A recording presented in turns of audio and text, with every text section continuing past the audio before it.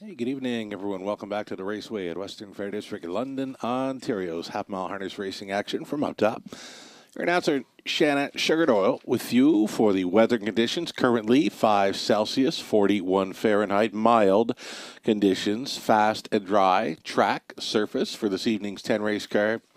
Program changes for tonight. Stand by.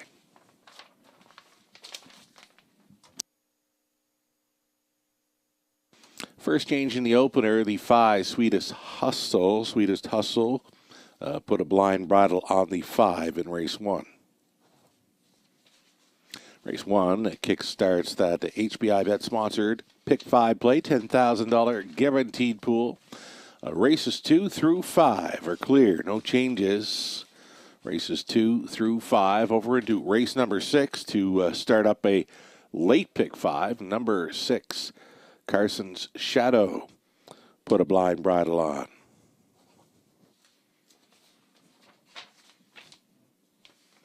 Seventh race.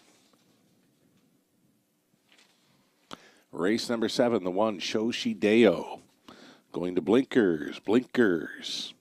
Going on 1, Shoshi Deo in race number 7.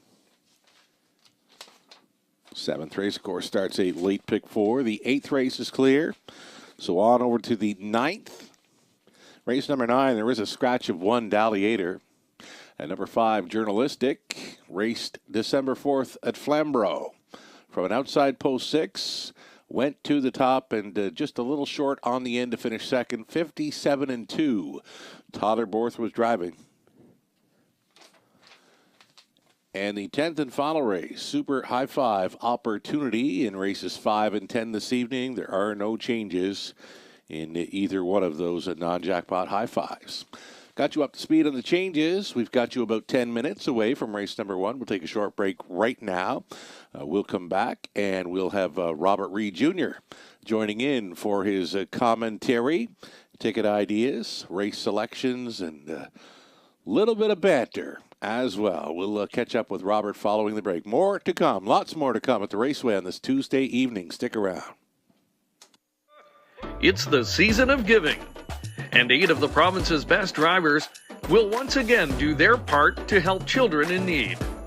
The 3rd annual Holiday Driver Challenge, in support of Toys for Tots, takes place on Sunday, December 18th at the Raceway. A day of friendly competition where local children in need are the big winners.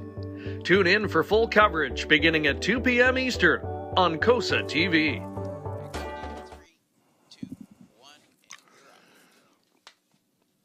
Hi, welcome back to the show, everyone. You're watching the Raceway at Western Fair District, London, Ontario's half-mile harness racing action. Sugardoyle with you from the eye in the London sky, and joining us for the broadcast, as he does each and every Tuesday evening, Robert Reed Jr., all set for a 10-dash card, all set to set up some Pick 5 ticket ideas. Before we get to it, though, we can talk horses. We can talk about some recent events around Ontario, the Bulldog retirement ceremony. That went over really well. I caught up with the Bulldog down around the paddock prior to the races on Saturday evening, Woodbine Mohawk Park. The horse is so photogenic, Robert, for a stud. He was more than welcoming to those fans that showed up and wanted a picture taken with him. And that was really the consensus of everyone who's been around horses before. They couldn't believe that a stud is just that accommodating and so great with the people, right? Mm-hmm. I mean, I've been around, quite a few studs in my day, both horses and of the human variety, but, sometimes they're not pleasant to be around, right? So Right. at the end of the day, it's pretty remarkable that he's such a professional, Mm-hmm. both on and off the racetrack. And like you said, he's so photogenic. I mean, I got up close to him on Breeders' Crown nights.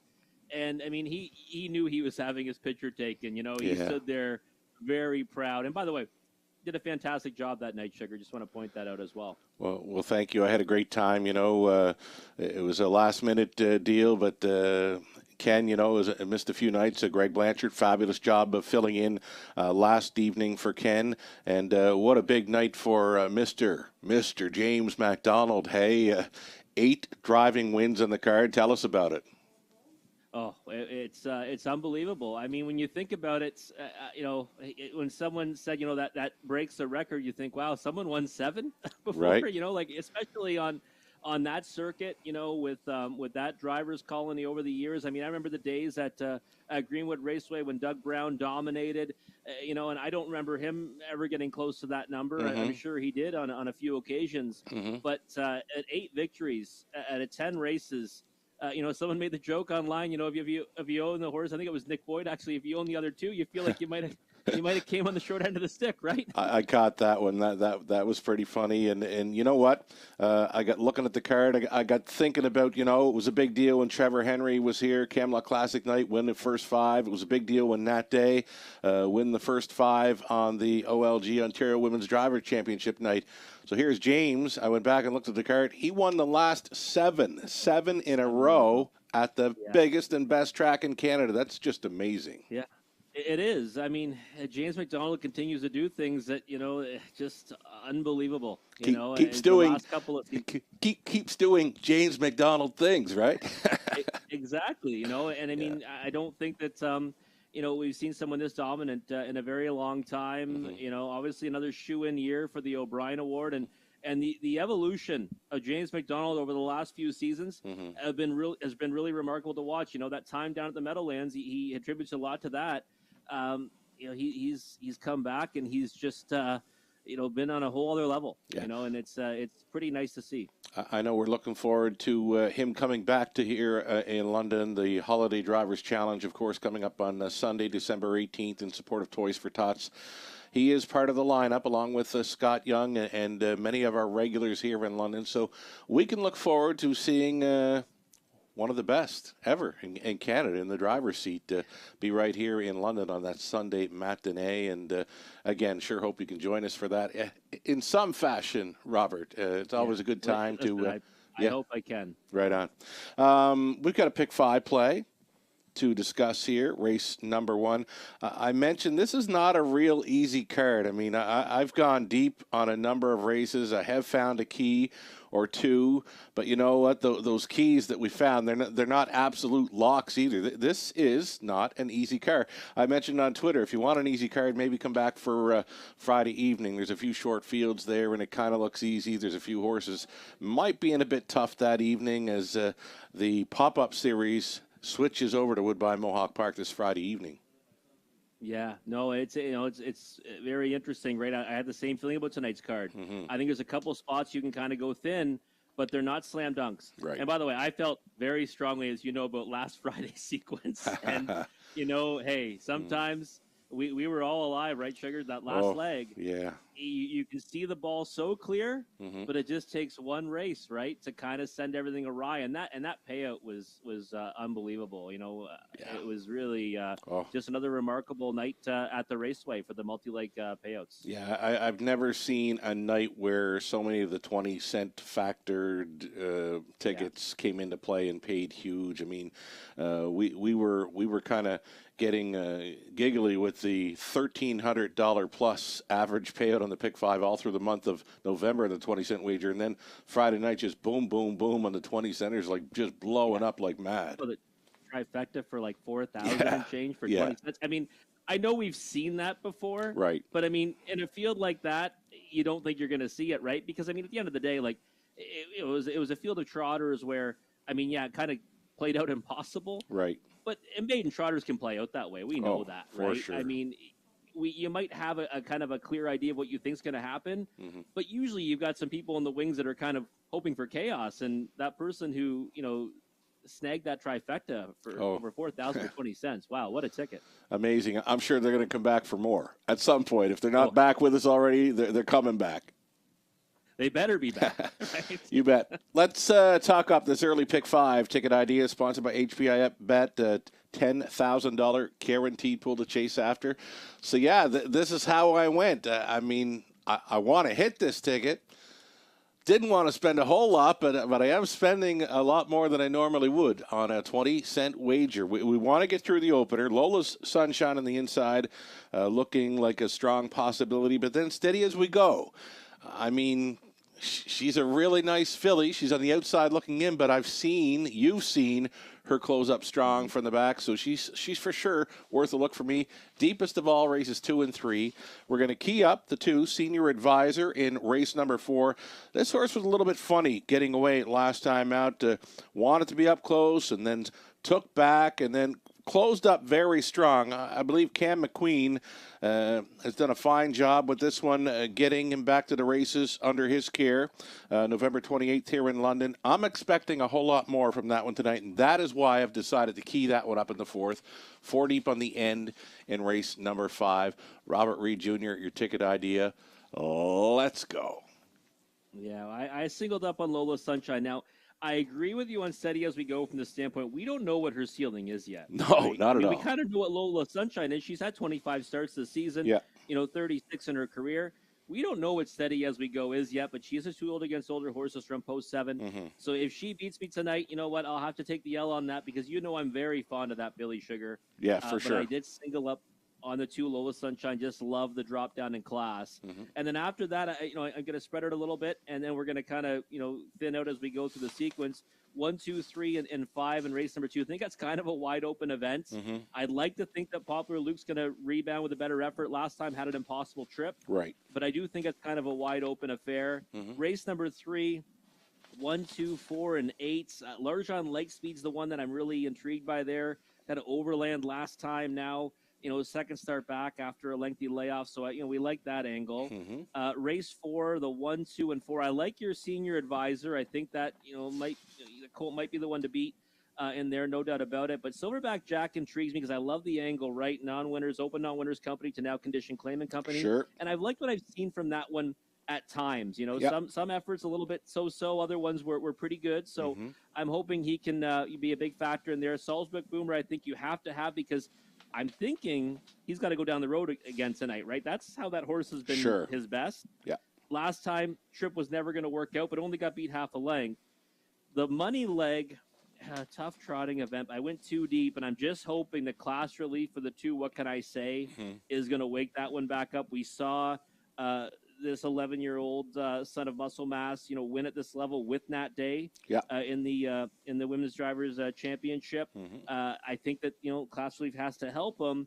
I think Super T is one you have to have as well. But at the end of the day, I'll be honest with you, I kind of just narrowed that race down because I wanted to keep the ticket affordable, right, at $19.20. Saw that. I think there's others you could use in there, right? I mean, yeah, for sure. Like, I think I just went a few on the end there myself, but, you've got Chili and Toast after missing a month. Decent account of himself last time out. Bud Sinclair, a familiar face around London here through the winter meet. Garrett Rooney, we've seen what he can do. And you know what? Natasha Day, even on the 3, My Mini Miracle closed up strong in the latest there. So, that 5th and final leg, it's not as easy as it may look on paper. I don't know. I don't even know if it looks easy on paper, right? What can I say? Mr. Handsome is what I've called him for years here. He's one of the finest looking trotters on the grounds here, the 11-year-old stallion son of Muscle Mass. His A game can definitely win race 5 out of post 2. His best chance at the victory, he's got to be on top, I believe. Yeah, I agree. I mean, I looked at the race and I said, post 2, got to be going tonight, right? And there's not a tremendous amount of speed in that race. So I'm hoping he gets left alone out there and also brings Super T into it. Sure. Trailing post now 3 out of 4 starts for Super T. That's rough luck for him, but I think he can maybe work out a decent trip.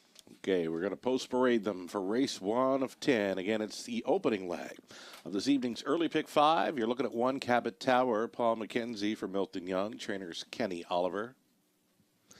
And then at opposed to Lola Sunshine, it's Lauren House for Scott and Brad McNiven, along with Tom Broadhurst. Don Douglas. Scott does the training. A number 3, Lady in Lace, Tyler Borth for Marlene Marshall, trainers John Marshall. Play Like Carrera, in off the victory from post 4. Darian Ham owns and trains with Brett McDonald up. Dan Clements gets the call tonight on 5. Sweetest Hustle for Lori Keeling, the trainer Jason Libby. Blind Bridle for the 5 this evening. 6 is Fran Sports Rider. Michelle McMullen, along with Audrey Crawford on the ownership line, Ken Gowan trains, Andy Moore. Going to be the outside chance tonight for 7 steady as we go.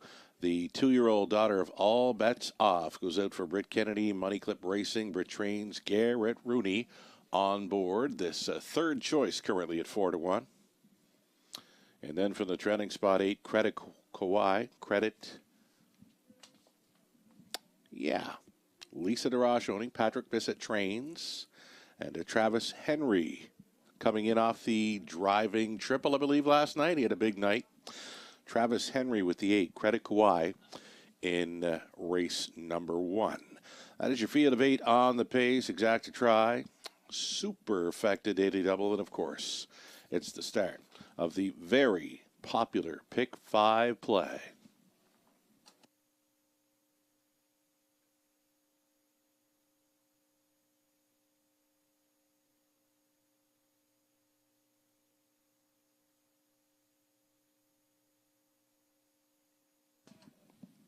Getting a look at number 2, Alola Sunshine here. Top selection for many of us that have done the handicapping for this evening's card. Actually, the top selection for all of us. Robert Reed Jr., Rod Allums Jr., Now Who Picks, Nathan Bain, Garnet Barnsdale of Ontario Racing, myself.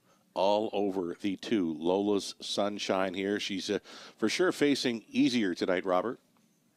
No question about it. I mean, the Harvest Series, facing like a Girl Scout Cookie, Baby Bonita. I mean, those horses have been racing, in numbers of 3 at Mohawk Park. And now, Lola Sunshine, even before that, numbers of 40,000 life here at the Raceway. This is numbers of 20,000 life now. So, I mean, significantly easier. Was chasing the likes of J120 and Big Lady J last time, at the Raceway.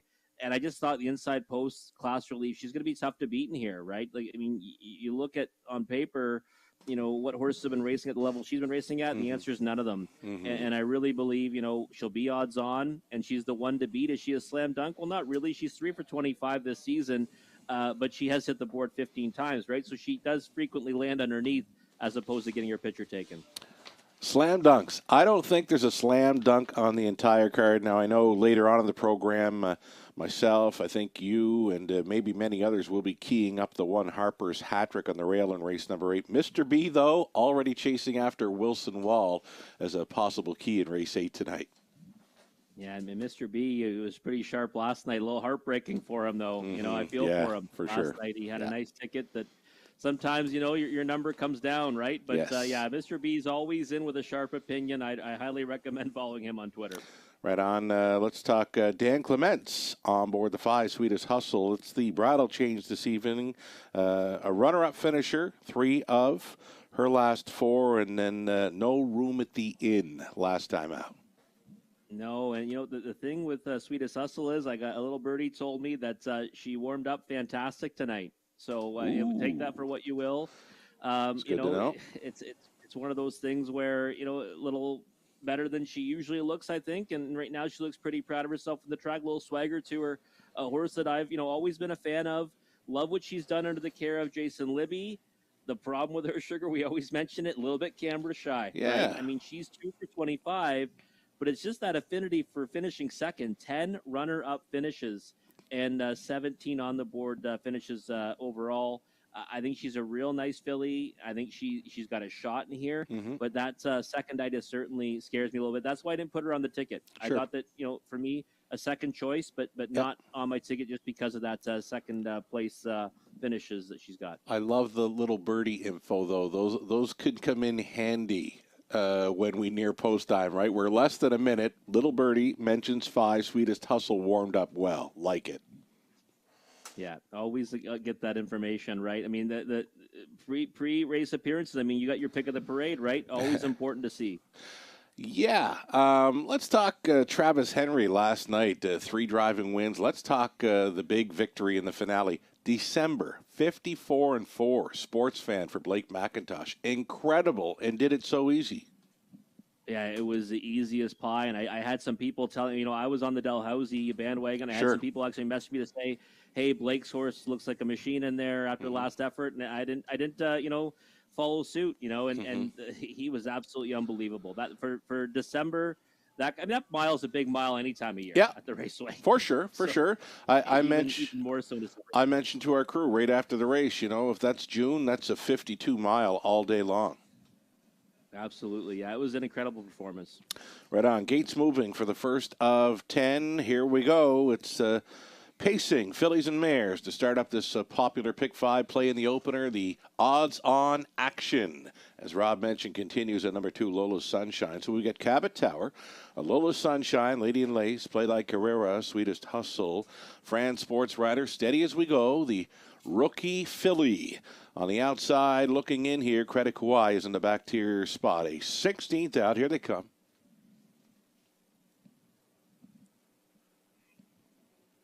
There, Ross. Sweetest Hustle off a very sharp warm-up is left very sharp for Dan Clement. She's already on the lead by 3. Sweetest Hustle to take them on out of there. Lola Sunshine is a racing from second, third and in for Cabot Tower, fourth and wide. Fran Sports Rider gapped off fifth slightly there. Lady in Lace. Next in line to be 6 was Credit Kauai. And then we go back to Play Like Carrera. The earliest trailer is the rookie. Steady As We Go. Opening quarter mile leader. That is Sweetest Hustle, 29-1. She took them through the opening quarter here at 7-2, 3-5 choice. Lola Sunshine does the tracking in second. Cabot Tower continuing third. Fran Sports Rider all alone in fourth. And again, all alone in fifth. Lady in Lace, a gap of 3 to Credit Kauai. And then it's still Play Like Carrera with 1 beat, and Steady As We Go would have to come from last. Sweetest Hustle, your halftime leader here, 59-2. She was 30-1, a rated second frame for the pace setter. Lola Sunshine continues with the following trip in second. Long shot Cabot Tower still third, still fourth. Fran Sports Rider, then along the inside, a Lady in Lace. Down the backside, there go the plugs on Sweetest Hustle. Maybe bravening up here in the deuce is Lola Sunshine, but House decides to go. He right lines just prior to 3/4, and Lola Sunshine going to the top. Sweetest Hustle could not hold her off, though she is holding second. Cabot Tower now to battle for this deuce. Still traveling all alone in fourth. Fran Sports Rider, 3/4 up in 128-4. Lola Sunshine breaks away here by 2.5. Sweetest Hustle fights on for second against a Cabot Tower. There is some late base from Play Like Carrera up on the wide side. She's coming quickly. Lola Sunshine, she needs the line desperately. And we're not sure if she held off Play Like Carrera or not. Appearing to finish third was Cabot Tower. 2 minutes, 2 fix. Only a picture decides race 1 in London.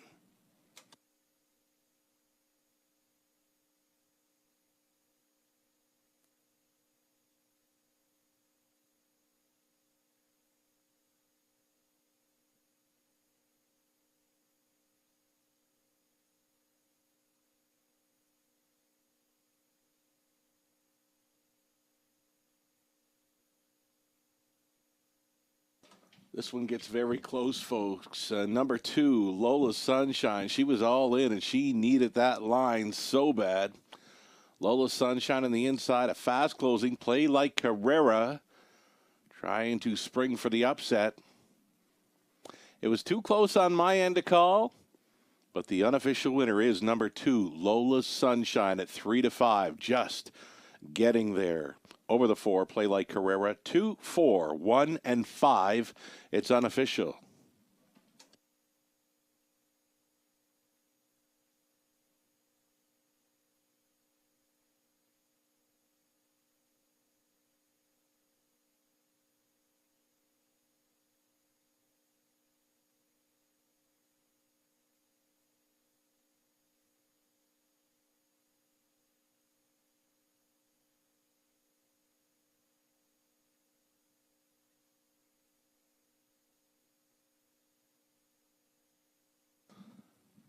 Parading back to Lola Sunshine here. She's the 3-year-old bay filly by Sunshine Beach out of Lola Palooza by Western Hanover for Scott and Brad McNiven, along with Tom Broadhurst, Don Douglas, Scott McNiven training.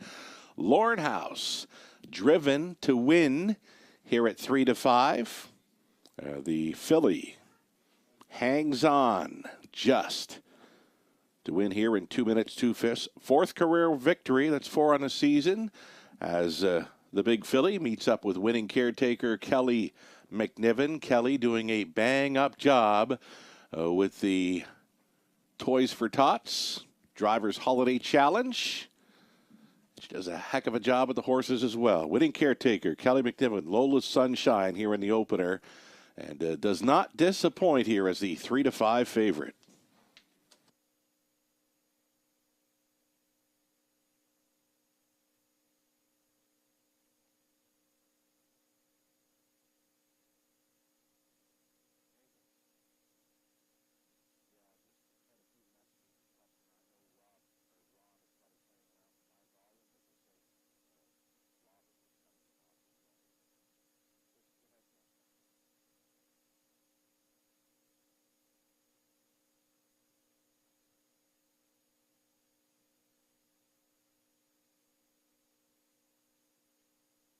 Lola Sunshine. Lola Sunshine, 330. Exactor, 22.60. Dollar try, 78.50. The super for $1, 315.25. The 20-cent super, 63.05.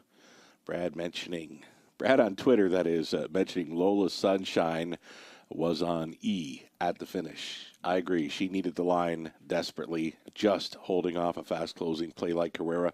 The rundown, Cabot Tower was third. Lola Sunshine won it. A Lady in Lace, 6. Play Like Carrera, 2nd. Sweetest Hustle, 4th. France Sports Rider, 5th. Steady As We Go was 7. Credit Kauai was 8. 29-1. 59-2. 128-4. And it's a mile of 2 minutes, 2/5. Lola's Sunshine. From the top, 3, 1, 6, 2, 4, 5. 7 and 8. Second race up next. We're 9 minutes away. Exactor tries super. This one starting the early pick 4. $7,500 guaranteed pool to chase. Still on the pace for race number 2. 9 minutes to think about it.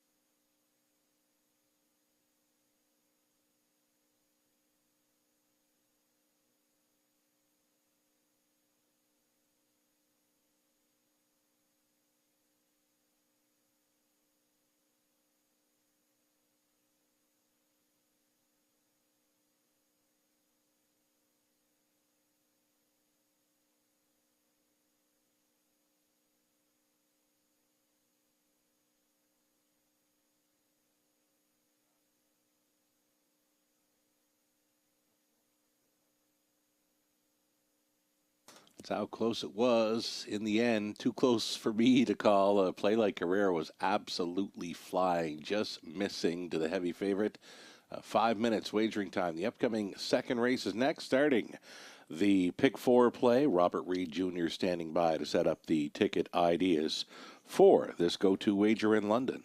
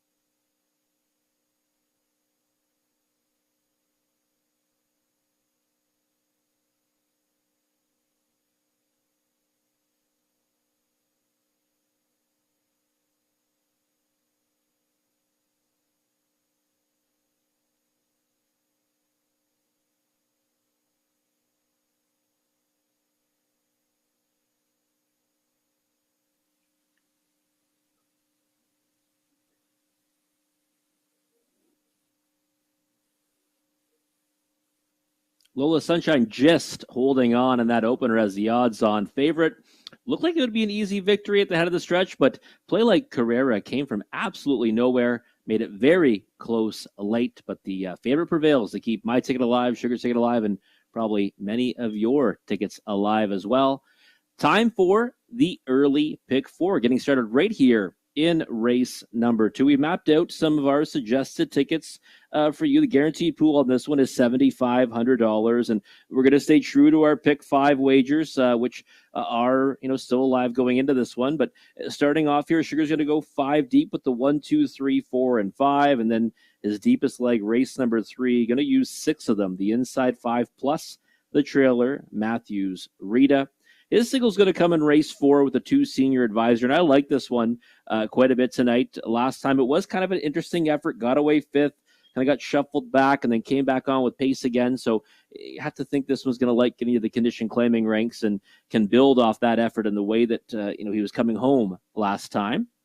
And then in race number 5, the money leg, he's going to go 1, 2, 3, and 8. So 4 deep for Sugar in race number 5. I do have the 2 and 8 in my ticket. I like his additions of the 1 and 3.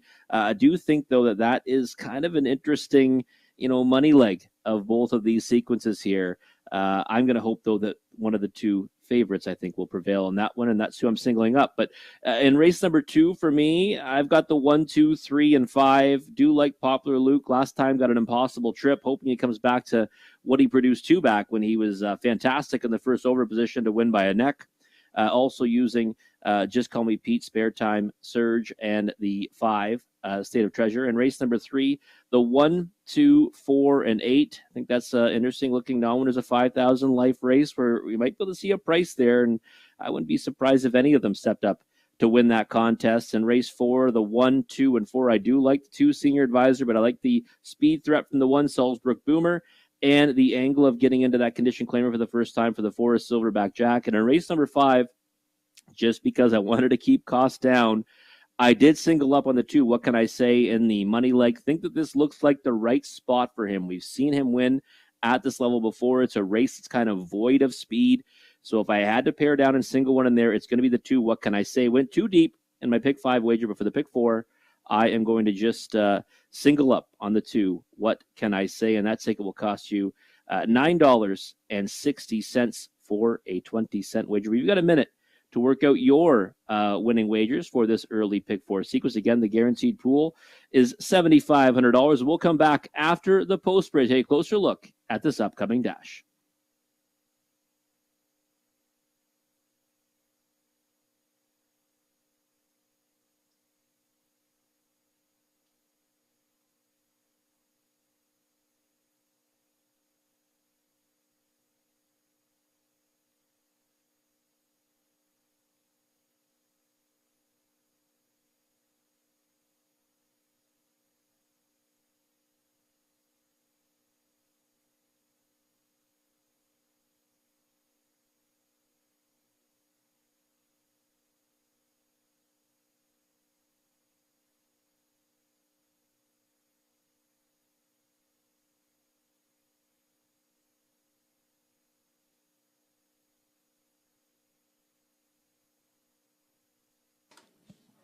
Live money still in play following leg one of the pick five as heavy fave Lola Sunshine wins. It's about half the pool, $10,661 still in play from a pool of $20,000 plus.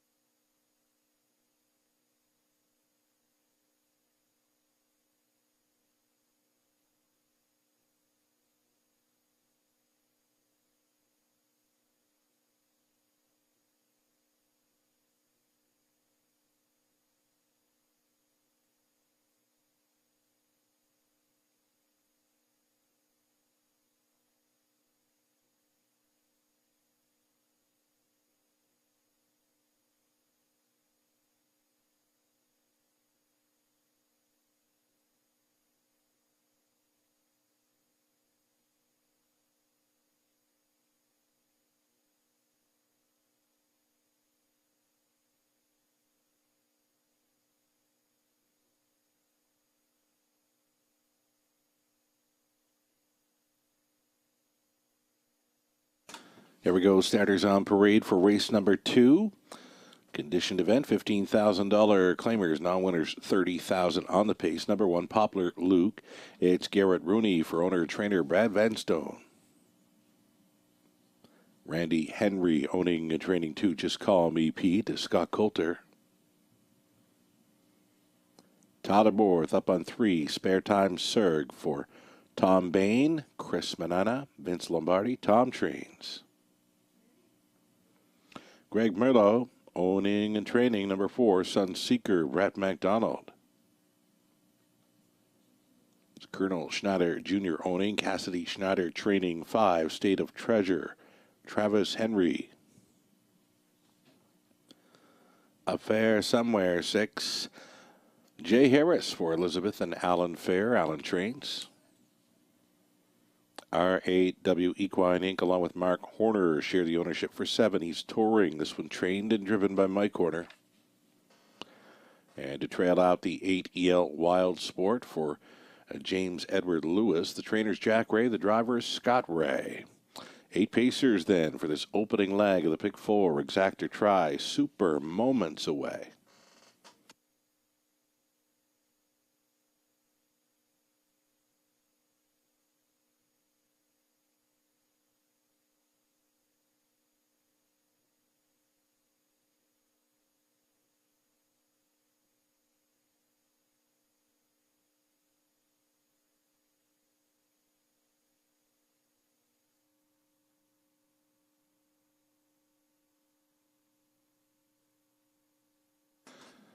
Here we go with race number 2, and Robert just got Lola Sunshine through race number 1. I didn't see that coming. I thought when she made front, I thought she was going to be clear sailing because the rookie filly, one of our favorites, Steady As We Go, she wasn't firing from last this evening. For Lola Sunshine, I thought she would have won that opener by 3 or 4 lengths, but some dicey moments in the late going, hey? Yeah, you know, the patented lean, right, Sugar? When you got a horse on the engine that, you know, he needs the wire, I started to lean a little bit, almost fell off my chair because honestly, I didn't know. I mean, it was so hard to tell, right, when one is flying and one's coming back to them. Yeah. And play like Carrera, I mean, she's certainly found her best stride, right? Big win, 2 back now, and that was a real solid effort from kind of no man's land to get into a win photo there. Yeah, the speed was crazy on the outside, and I wasn't touching that winning call. I mean, I was leaving that one for the photo finish camera, just way too close. And she was way out here on the fence too. When I saw the photo, it was wow, she was way out here. But yeah, great effort by both Lola Sunshine and Play Like Carrera. The one Poplar Luke is the one we're going to here. We're looking at this 5, a State of Treasure. State of Treasure, outside post last time out, another one that had no room at the inn, but you know what, a gutsy second best effort, and the hot hands of Travis Henry. Yeah, it was a very difficult trip last time from, the outermost post. And I marked it down, solid efforts, ended up getting beat 2 lengths to a horse that, went all the way on the engine and kind of got things his own way, no question about it. State of Treasure for me is one, kind of not liking the antics right now pre-race, sure, but sure. I do think that you've got to respect his chances off his latest effort. Yep, I agree with you. Anytime we see a horse, coming back around here through the Pro Spray where there's a bit of a gallop, bit of a hitch, it certainly catches our eye, and that's why we love the cameras on them prior to going to the gate. So we're inside of 2 minutes, a wagering time, and let's go back to the one, Poplar Luke, top selection for both of us. Now, he's been very sharp in recent starts, just no shot last time out. There was just way too much traffic. Yeah, there was. It was kind of a weird race, right? The horse went to the front that, I wasn't really expecting, even though we did have the pole position. And Poplar Luke kind of got lost in the mix. And then by the time he could really do anything about it, the race was long over. And I'm not really worried about coming home in 31 seconds because he had no chance of really getting any piece of it, right? So, right. Poplar Luke, I like the way he looks tonight, actually. He looks pretty lively on his toes tonight.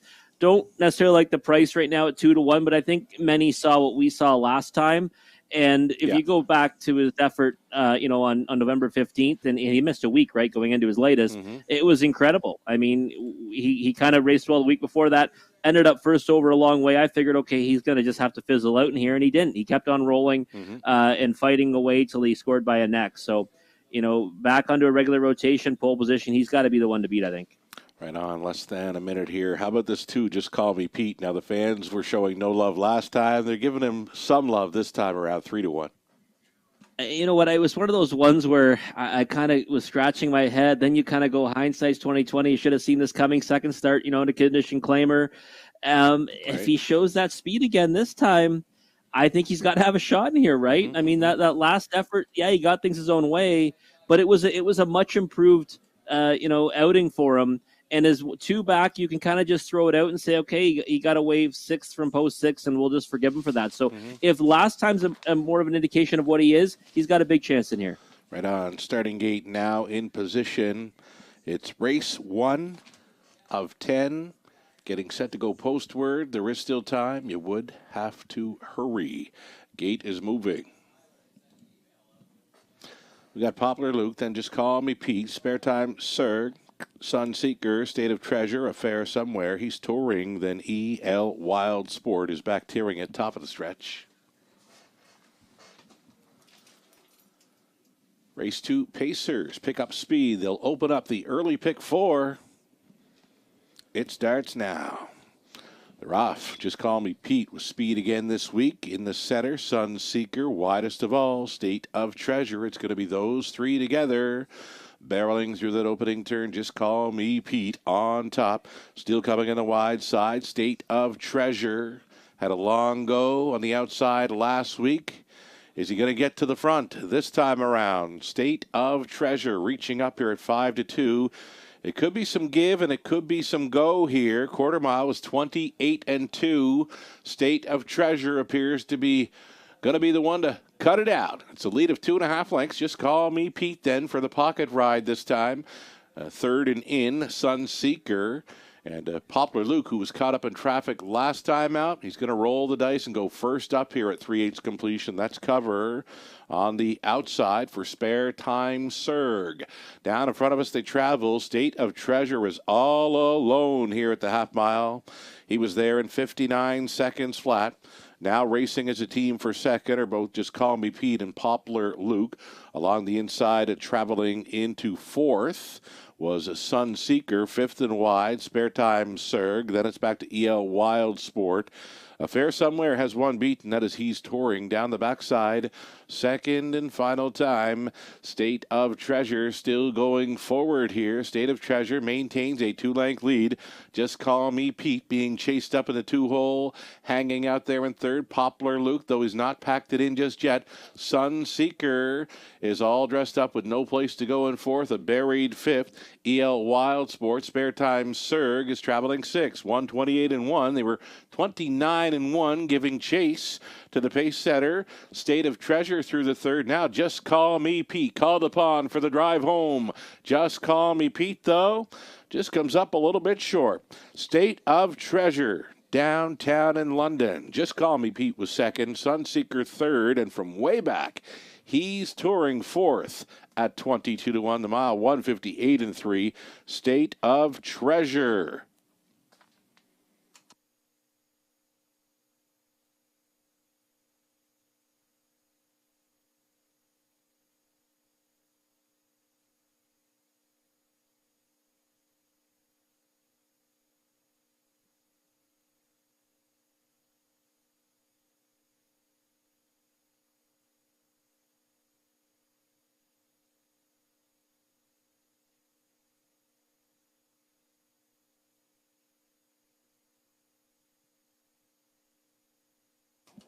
Number 5, State of Treasure, makes it look easy here for Travis Henry at 5-2. Number 2, Just Call Me Pete was second. The 4, Sunseeker third. And the 7, He's Touring fourth.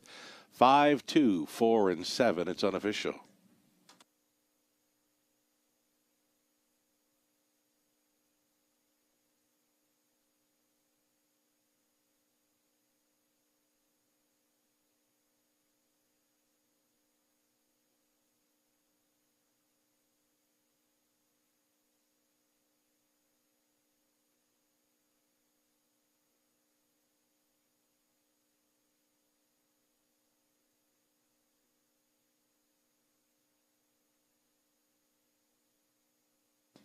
Back for a winner's circle photo, State of Treasure, a 4-year-old stallion son of State Treasurer.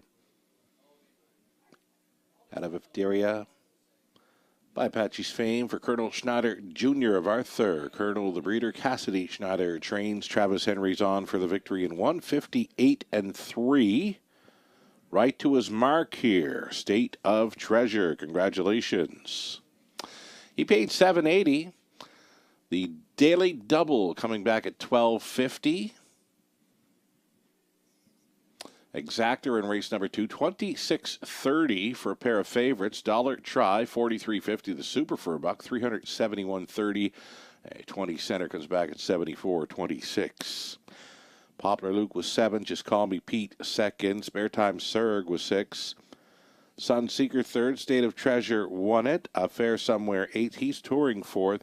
EL Wild Sport fifth. 28-2, 59, 128-1. The mile of 158-3 gets State of Treasure right to his mark from the top. 7-2-6-3-1, 8-4-5. Only 7 minutes. Wagering time, the upcoming third. Another wide open pacing event up next. Exactor Try Super. This one starting a pick 3 play.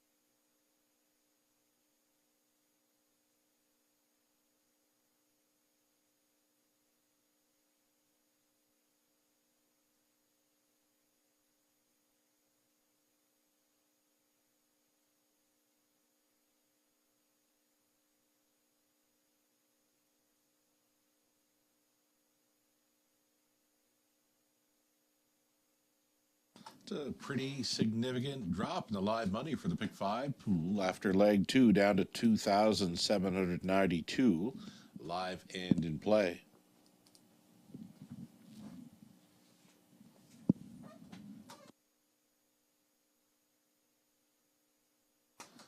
There's your live money for the Pick 4. 7,700, 41 in the pool, 1,638 live and in play going forward.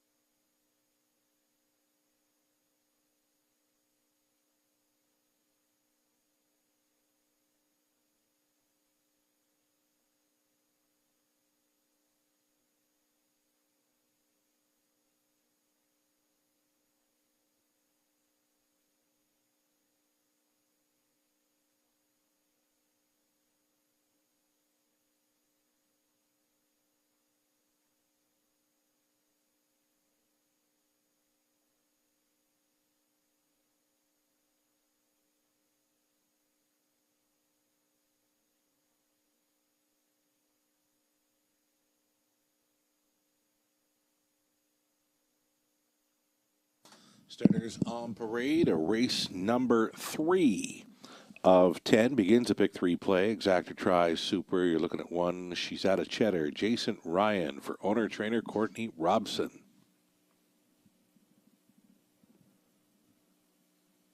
Timeout Spectrum, number 2, Ryan Darash for Don and Ken Beatson, along with Cole England. Don trains. Macaloo 3, Garrett Rooney for Don and Heather McGregor. Peter Core conditions. And then the 4's L'Argent Lightspeed, Tyler Borth driving for owner-trainer Larry Lane.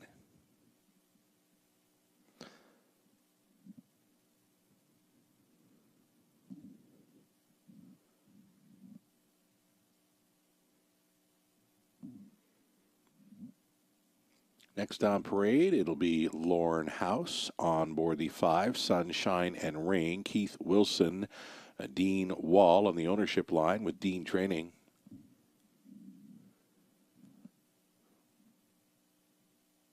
From post 6, Stonebridge Fib. This one for John Marshall, Robin Cassidy, John trains, Andy Moore. Outside gate 7, it's a first-time starter here, Razzle Dazzle Roxy. Scott Coulter for Blanchard Stables, Inc., along with Brock Bartley. John Blanchard trains. And the trailing spot for 8, Matthews Rita, just missing last time out for Rebecca Williamson. Trainer Lori LePage, the choice for driver Paul McKenzie here. 8 Pacers then for this Exacta Tri Superfecta. Pick 3 play. Got a bit of fog moving in here this evening, and we never quite get that Woodbine Mohawk Park or Flamborough fog during the races, but, you know, it might get tricky, but not so tricky that we won't be able to see them. L'Argent Lightspeed here on your monitors, a top selection here for Robert Reed Jr., and yeah, we've watched races in the last month or two from some other tracks in Ontario where the fog just takes every bit of what should be a horse on the monitor just totally away. The fog can be blinding.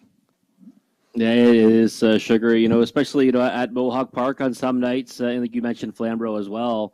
get bad for it. You can't really see anything, right? Yeah, that's why the little the chiclets on the bottom I sometimes call them can be chiclets can too. be Yeah. useful.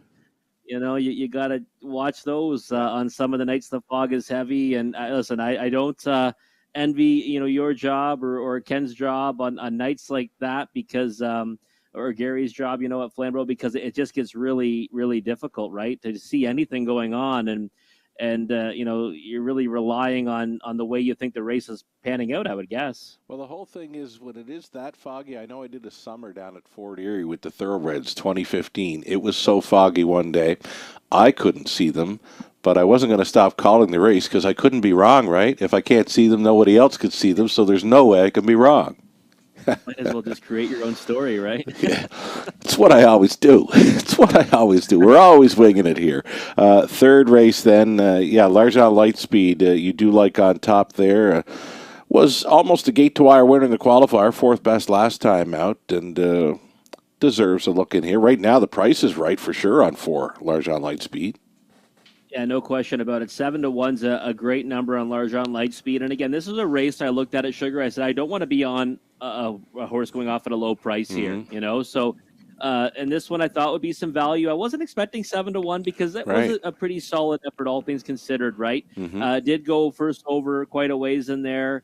And then, ended up finishing fourth. But, I mean, you look at the field there, Trophy Bride was kind of a much the best winner.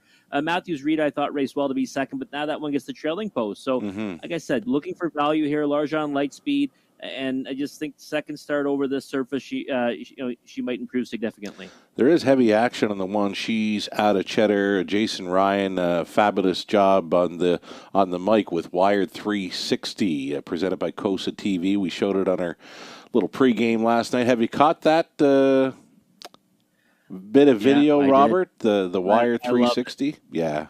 Yeah, I love that view. You get to kind of see, 360 degrees of what's going on. Right. And I thought Jason Ryan was fantastic at it. Would like to see more from him. Jason's, a great guy, always willing to, share thoughts on horses before or after races. He's a great interview, and he's doing a great job out there right now, right? I mean, he was the hot hand for a while, and he's got one here that went wire to wire last time from the pole position. We might see that again tonight from She's Out of Cheddar. I do love those mic'd up drivers. You can really tell how much work they put into, not just driving the horse, but they're reading the program. I mean, he's talking about horses that were pulling alongside of him and gets a little bumpy gated on the turns. This one outside of me, maybe the room is going to open up. So these drivers, they certainly do their homework. They do, and I think you're right. That really brings it out, right? When you get to hear the knowledge they have of not just their own horse, but others in the race and what they're going to be doing, and even what other drivers are thinking and are probably going to do, right? Sometimes it's a chess match out there. Yeah. And, Jason's one that certainly does the work beforehand, no question about it. So we want more. The consensus says, give us more of mic'd up drivers doing 360 on Cosa TV. Wired 360, an awesome video clip. Head to the Cosa TV YouTube page to catch more of those clips, and we'll look forward to another one down the road here as we get set to move in for race number 3 of 10 in London. I like this 3, Makalu, but I was not expecting just 5-1. I was expecting more like double digits, as this horse has been in the last 4 outings, but a much better post to work with this time around.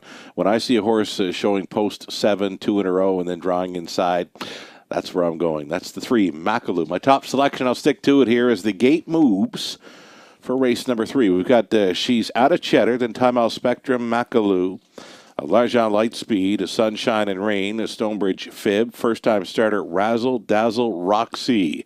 Draws outside here. The trailer is Matthews Rita. 8th out. As mentioned, a bit of fog rolling in here to London. We won't get so much fog that we will never be able to see the horses. Here they come. And they're off. She's Out of Cheddar, leaving sharply. Largent Lightspeed to be up close. Makalu with an improved post is going to race up there with them in third. 4th best away. Time Out Spectrum.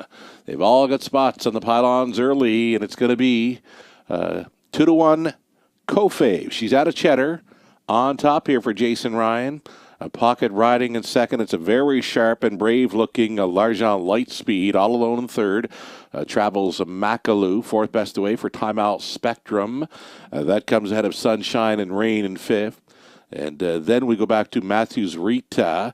Next to last was Stonebridge Fib in the first time. Razzle Dazzle Roxy can see them all. 29-3 was the quarter mile speed. They're going to be single file up to the half mile approach. She's at a cheddar, being left alone here. L'Argent Lightspeed getting the trip off stride and down into the safety lane. Went to two. Timeout Spectrum. Timeout Spectrum went to a break. But they're all still up, and they're all still in it after a half of a minute and a 3/5. She's out of cheddar, still going forward. It's L'Argent Lightspeed continuing second, third and in. Macalou stayed there, out and rolling. Sunshine and Rain. Sunshine and Rain, and House has got this one roused for a backstretch brush. It's moved into second. Will be challenging here. Matthews Rita is looking very brave off the back end. Finding room late here is going to be Macalou. The front five tightly grouped on by 3/4, 1:31-3. And sticking the snout in front, Sunshine and Rain at 24-1. She's at a cheddar. Battles on. Matthews Rita maybe flattening out, looking for some daylight. L'Argent Lightspeed. And up on the wide side is going to be Macalou for this drive home. Macalou appears to be loaded for bear. Here's Macalou, and Garrett Rooney took lots of late action, gets the job done. It was close for a second. She's out of cheddar, was trying to stay on against L'Argent Lightspeed.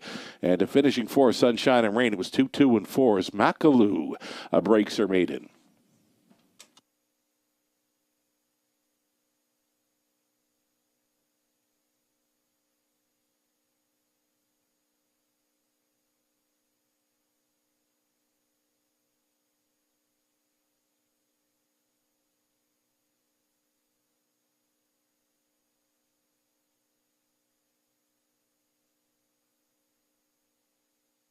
She was 10-1 on the morning line, goes away as a 2-1 co-favorite. Macalou draws much better this time around and goes on to a maiden victory. It's a 3-1, 4 and 5, top four unofficial.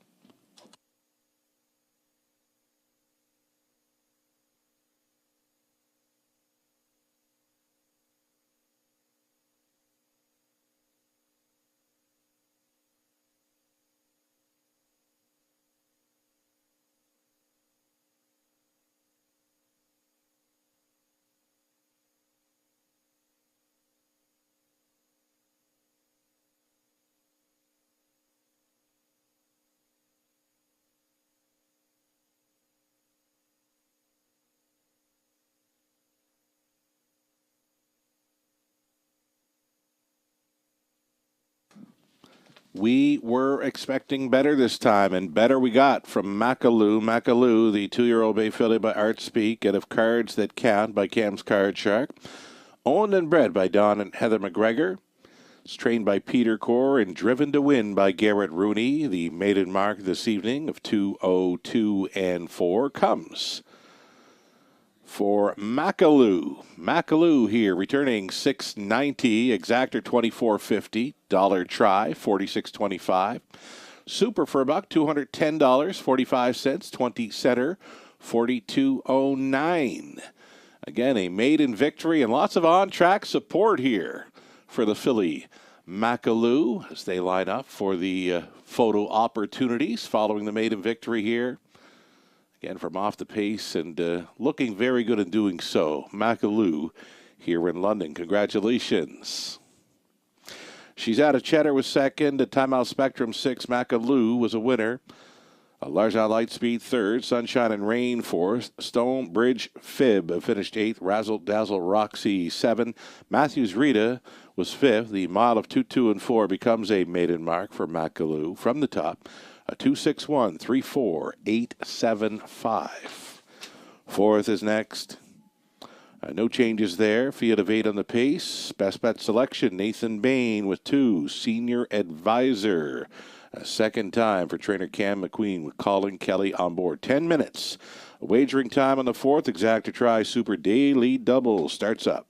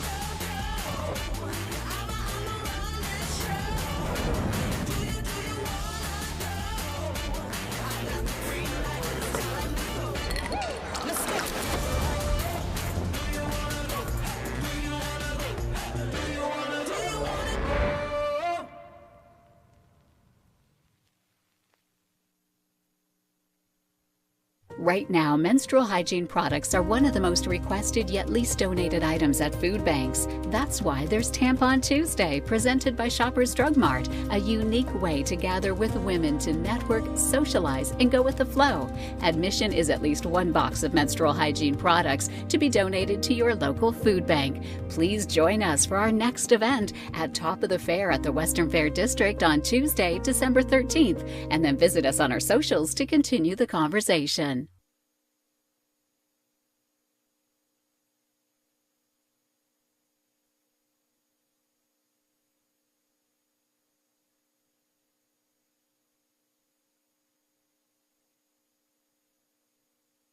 Four minutes to post time. Upcoming fourth. Popular selection for Robert Reed Jr., Rod Adams Jr., Nahu Picks, Nathan Bain, Garnet Barnsdale, Ontario Racing, myself, all over number 2, senior advisor here. Opens as the heaviest of faves, second time for trainer Cam McQueen. It closed up very, very strong last time out.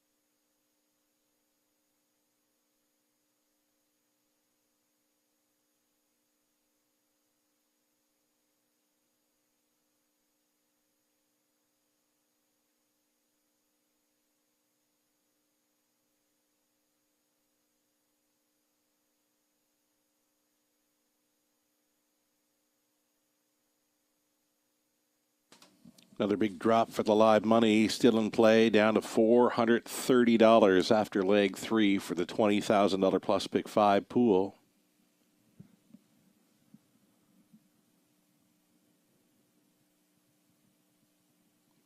And a very, very sharp drop for live money in the pick 4. Way down after leg 2, $246 from the pool of $7,741. Best of luck if you're still going forward here.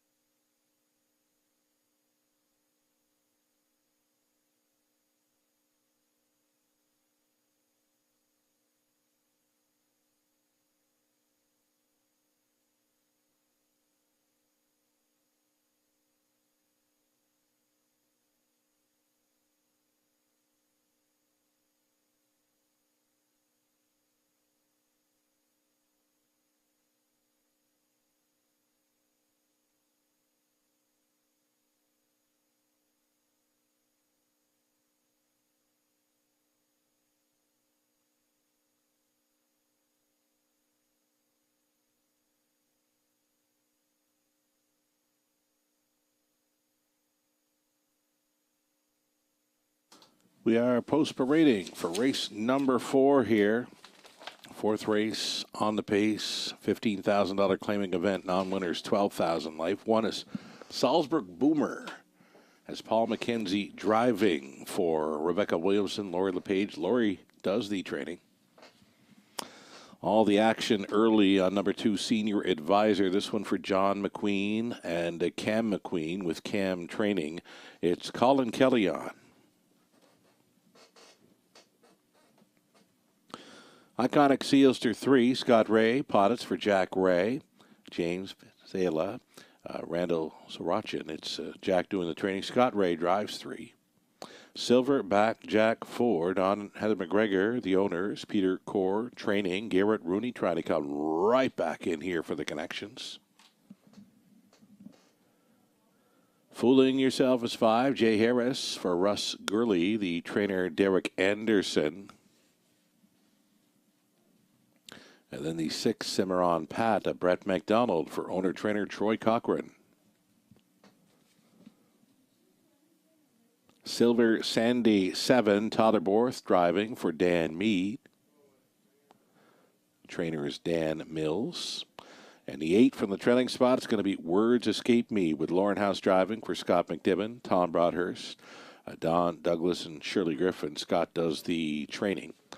8 Pacers for race number 4 as the fog thickens a bit. Likely the heaviest fog I've ever seen on a race night here in London as we near post time for the 4th of 10. Exactor Tri Super, it's a daily double starting up.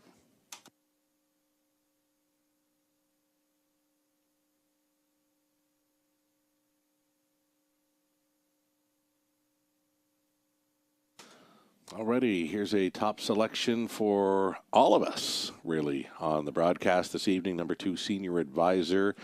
And what I noticed about this one last time out, Robert, left okay, but got into the turn, and I don't know if something was amiss, but Colin Kelly decided to back off with this one. Took him near the back of the bus, and just kind of followed along throughout, but what really caught my eye was his finish. Very strong on the end through the final 8 to pass some horses and finish 4th. Yeah, it was one of those ones you kind of took notice of, right, Sugar? You see a horse kind of get off the gate decently enough and then kind of get lost in the mix, put some steps in and then finished up strongly again. And you said, okay, well, got to put that one on the list for next time, and now gets into an easier spot too to boot and post 2, 3 to 5. Obviously, nothing appealing about that. But first of all, nice call on Makalu. I know you were fond of that one tonight, and you love the post switch. I looked at him last time, thought he was a little bit steppy out there, but this time around was steering pretty good and had to kind of win from a tough spot there. Yeah, it got a little dicey down the backside, was trapped as House made a big push move with a long shot there. Wasn't sure Makalu was going to find that room, but got a bit lucky in that final turn. And when the open road was there, that little filly, she just motored on. And I was expecting more. I mean, my program notes for the selections right next to her name, expecting better this time. Well, we got better, right? Yeah, definitely. I know you were wanting a bigger price on the board, but I think, Brad Egg asked the question, bigger price in the multis, I think has to be. I really do. I think that's a big knockout in those multi-leg wagers because you see that 10-1 morning line and there's not a lot going on in those past performances other than the post switch that you liked. And anyways, nice call, and I hope it was a big knockout in the multis. Right on. Well, we did update the live money. The biggest live money hit was through the pick fours. It really took a sharp drop. I believe it's $246 now live from that close to $8,000 pool after leg number 2. So for sure was not 2-1 in any of the multi-leg wagers. It was more like the 10-1 morning line. But the players were on her from somewhere because she took a very sharp drop as that gate moved. Yeah, definitely did. And, there's a look at, the same connections now, right? Stablemate of Makalu at Silverback Jack, and one that I like in here, right? And getting that value right now that I thought you'd get on this gray gelded son of Better Than Cheddar. I thought this one's been racing, okay in the non-winners of 12,000 life ranks, and now you get to the condition claimers, right? It's an angle I'm always going to be on. You're going to see me pick these horses more than not, and we get that both with the 2 Senior Advisor and Silverback Jack. The difference, one's 1-2. And one is 7-1, and 1 for 23. Obviously, a little light in the win column, but has hit the board 7 times. And this might be the spot for Silverback Jack. And I think right now that's an overlay at 7-1. Right on. Maybe a confidence-building effort we'll see from Silverback Jack this evening. He does show some final quarter speed of 30 and change, even 29 and 4, way down on the card, but there's not many of them showing that sub-30-second final quarter speed, where 2, Senior Advisor, stepped into London last time out, paced his back half in 58 and 4. That's what jumped off the page for me and likely many others in here. I know you like Salzbrook Boomer with that rail advantage, expected to be on the lead here for Mackenzie. I would think so. I think on or near the lead, maybe the 2-hole at worst. I mean, you'd have to think so. Last time, post 6, got away 5th, had to go a tough trip, only got beat half a length. You get the pole position this time around. I think you got to use your advantage. And this horse has shown a lot of speed off the switch. And I expect this one to try to cut it, or like I said, at worst in the 2-hole. So I think that's more in his wheelhouse. 5-2, not the worst price to roll on Salzbrook Boomer. All right, I got no late thoughts in the late going here as they move in behind the gate. We've got Salzbrook Boomer, then the Senior Advisor, Iconic Sealster, Silverback Jackson in the center. Fooling Yourself, Cimarron Pat, Silver Sandy, Words Escape Me at decent value. From the back tier, Spot for House, top of the stretch. Picking up speed. Here they come. Off and pacing along the inside. Salzbrook Boomer next door. Senior Advisor. Those 2 together into the opening turn. Salzbrook Boomer came out on top, though still outside and driving. Senior Advisor and Kelly wants this one on the boiler. And at 4-5, he's going to get him there. Senior Advisor to the top, and he quickly puts 3 full lengths on Salzbrook Boomer, who's sitting second, traveling in third. Iconic Sealster racing at a 4th is Fooling Yourself. Fit Best Away for Silverback Jack. Then we go back to Words Escape Me. Traveling in 7th is Cimarron Pat. 8th and treading Silver Sandy. 29 and 3. Comfortable opening quarter mile here for the favorite for the pace setter. Senior Advisor still maintains the 2-length margin to Salzbrook Boomer. The second choice is second. Staying in third, Iconic Sealster out and rolling.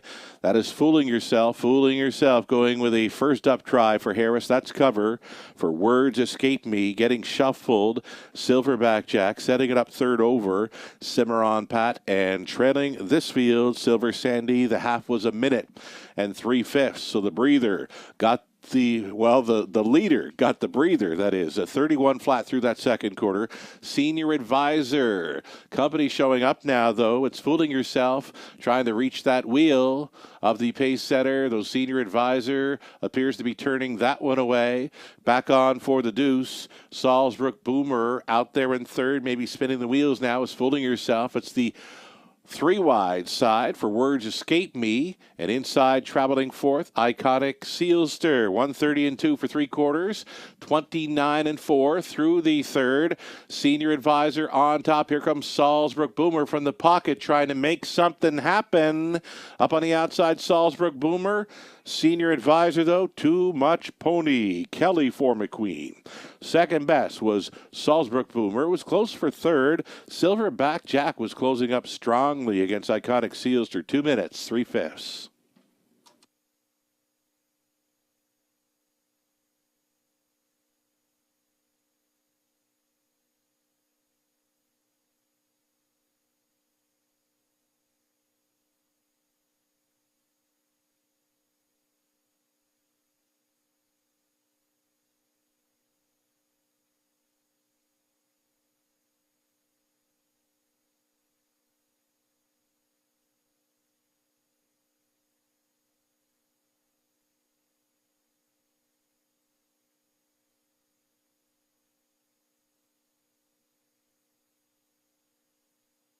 Unofficial winner number 2, Senior Advisor here over the 1, Salzburg Boomer. The 3, Iconic Sealster was holding third over 4, Silverback Jack. 2-1, 3-4, Unofficial.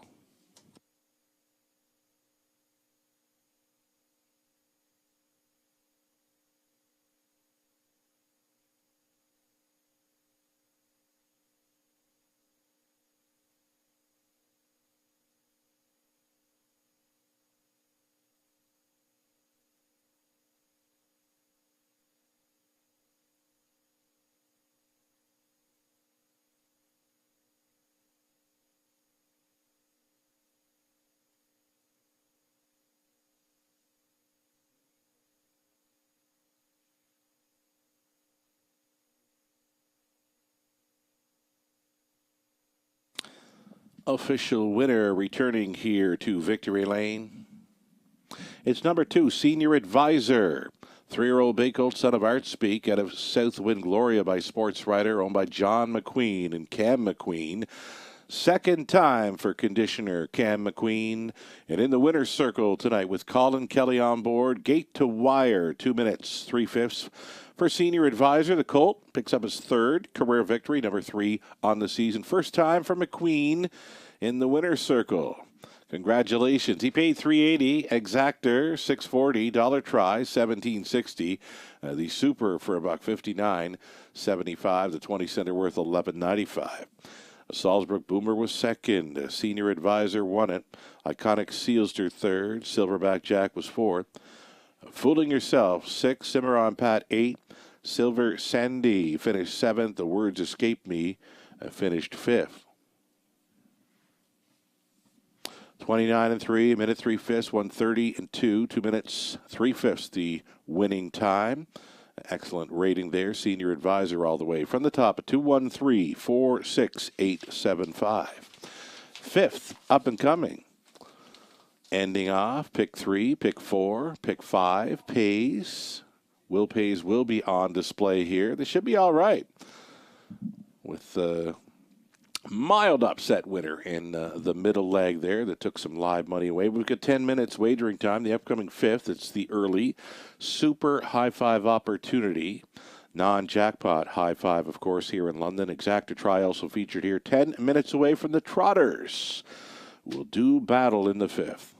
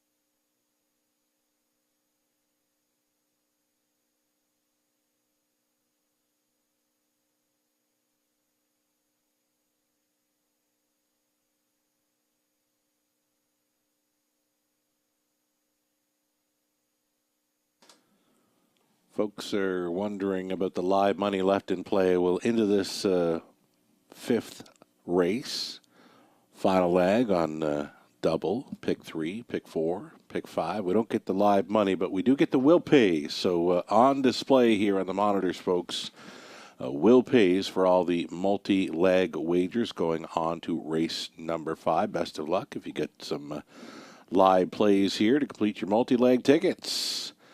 We're about 6 minutes left from race number 5. And super high five opportunity. Of course, we have always featured the non-jackpot high five play. The pool will be paying out to any and all, selecting the top 5 finishers.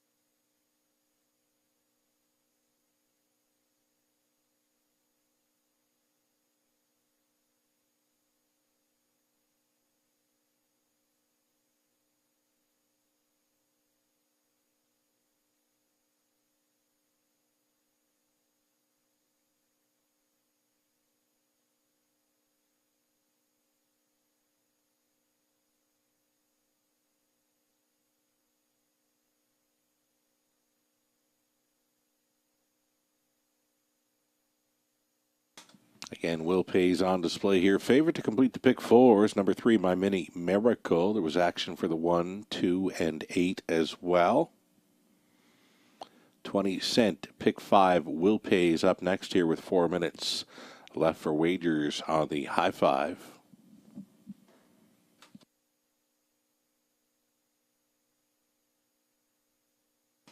And there's your pick 5 will pays. Again, favorite to complete it, number 3, My Mini Miracle, just shy of $60 on a 20-cent return. There was some action as well for 1, 2, and 8. The inflated 20-cent pick 5 return on number 6, Dominant Deo, who picks up Tyler Borth in the driver's seat this evening.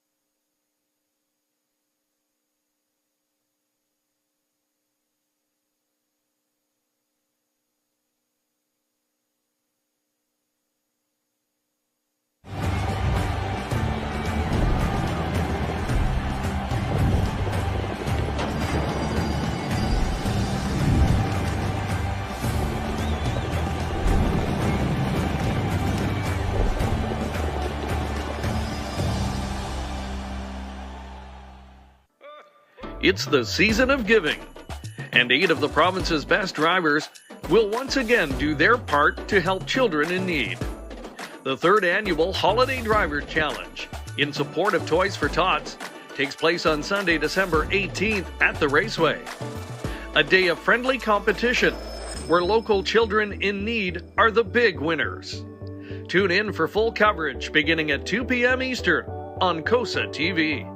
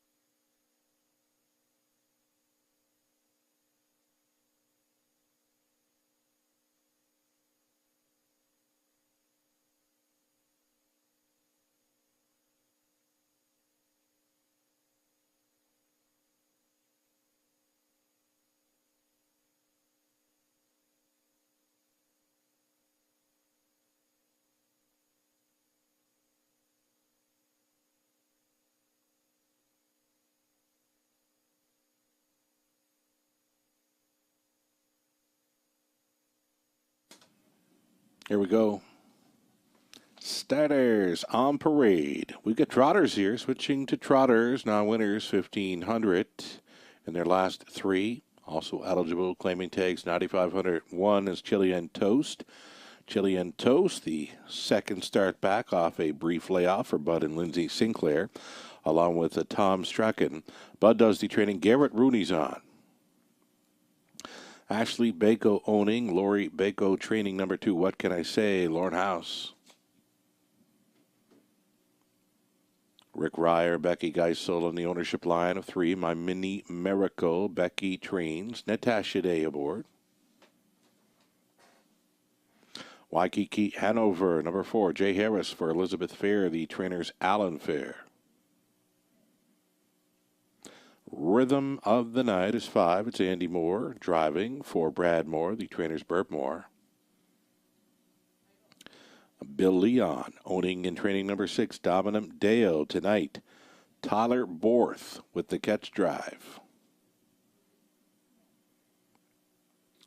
Aaron Swainson, Brickman owning. It's Peter Brickman training 7. Lucky Rascal. Ryan DeRoche in the sulky. And then the outs make it the trailing spot. Yeah, the trailing spot for the 8 Super T. John and Chris Shake sharing ownership with John training. Colin Kelly will try to come right back in here. In what could be a wide open trotting event for the Super High Five play. Exacta Try also featured here. Lukewarm favorite status currently on number 2. What can I say at 5-2?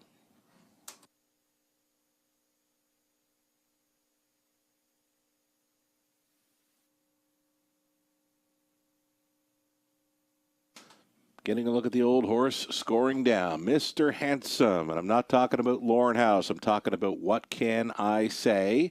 One of the most handsome trotters on the grounds here goes out for Team Bako. Lauren House trying for his second driving win on the evening. And what can I say? Scoring down nice and easy. Does his best work when on the lead. And he gets an inside post to work with here, Robert. Yeah, I love that score down, Sugar. I mean, we looked at this race and said we got to think, what can I say? And Lauren are going to want to have the point in here, and I think that just sent a clear message. That's obviously the intention. And I'm a little bit surprised. I thought What Can I Say would be the favorite in these multi-leg will pays, but not the case. Actually paying pretty well on What Can I Say at just over $100 for 20 cents, 109 That's for right. 20 cents.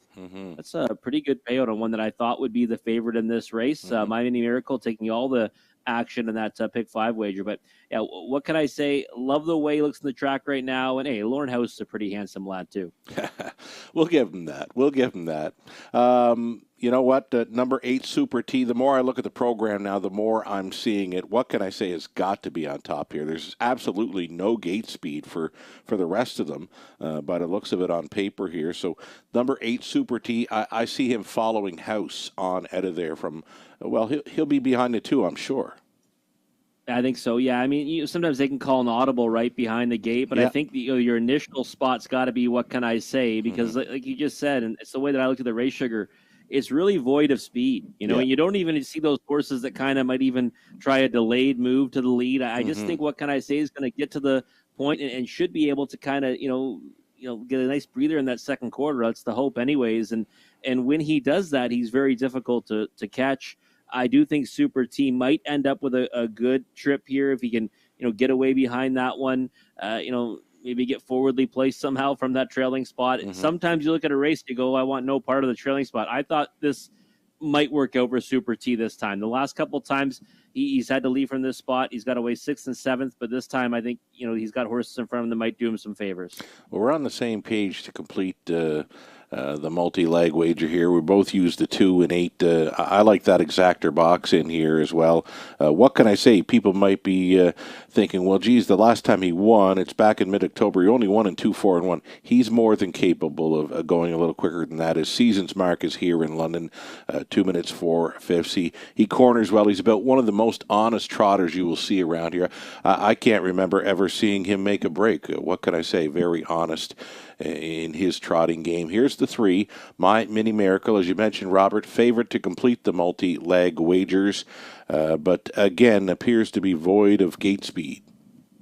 Yeah, one that kind of likes to close into it. And, last time you give him a pass for getting away 7th. He had the 7 hole, right? Or she had the 7 hole. And that whole post position angle, right? 7 to post 3 this time. He closed up nicely last time. I would say that you'd have no problem backing Pretcho Angel against this group again. But I just looked at My Mini Miracle and it was trying to figure out how she gets into the race. Maybe she gets away off the gate, comes first over. Maybe she can grind down one leg. What can I say? But, I thought that she might be up against it in here for the lion's share. Anyways, I was surprised to see her be the favorite in the pick 5. Right on. We're going less than a minute now. I'm not going to make this horse my post-parade pick, but what can I say? Just kind of sauntered on by here with Hausen. He is right on the bit. He is very sharp. I can't go as far as making him my post-parade pick, but I can say he's about the sharpest one you will see out here in this race prior to going to the gate. Number 1, Chilean Toast. I kind of like this one for a piece of it.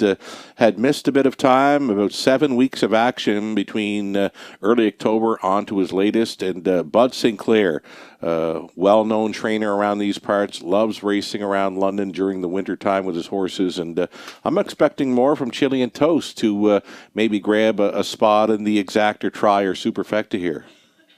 Yeah, I think you can get a piece of it. The one thing I think he had working against him is, he's one that, he's only made just over 40,000 life with 2 victories. Has to face some serious winners in here, right? Horses that have accomplished a lot in their career. So I think that might be a little bit tough on him, but post position, I think you can get a piece of it. I am looking at what can I say go to the gate. I don't know if I've seen him this sharp in a long time. Here we go. Chilean Toast on the rail. What can I say? Right next door at a post 2, looking very sharp. My Mini Miracle at a post 3. Then it's Waikiki Hanover, Rhythm of the Night. Dominum Deo, Lucky Rascal with Super T in the trailing spot, and he is following out the 2 currently. Race 5 trotters for the high 5. Here they come. And away they go. No doubt about it. Mr. Handsome, what can I say? Going to the lead. Chilean Toast protecting the inside lane is getting away in second, looking to be up close there. In third, Waikiki Hanover. Then Super T is relegated to 4th. My Mini Miracle slid into 5th. Traveling in 6th is Rhythm of the Night. Dominum Deo with 1 beaten in the early going. A Lucky Rascal sees them all. What can I say? Stepping out to a 2.5 length lead here over Chilean Toast. Continuing third, Waikiki Hanover. Super T already considering an outside move from 4th. 28-4 for the opening quarter mile speed of what can I say? This 11-year-old stallion son of Muscle Mass is going to lead them down to the halfway point, and he will coast along unchallenged to that station. Chilean Toast continues to follow. Waikiki Hanover. Super T gets underway. That's cover for My Mini Miracle. What can I say? By the half at a minute and 4/5. He's still out there by 2. Chilean Toast right to his outside now, travels Super T. Super T coming quickly with 3/8 left to go, and it's time to go for what can I say? He's being asked, what can I say? By a full length. Super T is up and at him on the outside in second. Chilean Toast continues there in the top 3. Gap done the cover big time. 4th was My Mini Miracle. 5th and in, Waikiki Hanover. Dominum Deo, a Rhythm of the Night, and trailing was Lucky Rascal. A little steppy into that final turn went Dominum Deo. 3/4 over there and 131-1. What can I say? Clinging to the lead. Super T giving him all he can handle. Angling wide for the drive home will be Chilean Toast. What can I say? And Super T still throwing down, still trading blows. Super T, what can I say? Super T guts it out for the victory. What can I say? Was a hard-fought battle to be second. Third goes to Chilean Toast, and a 4th goes to My Mini Miracle. 2, 2, and 3. That was Super T, and Kelly's coming right back.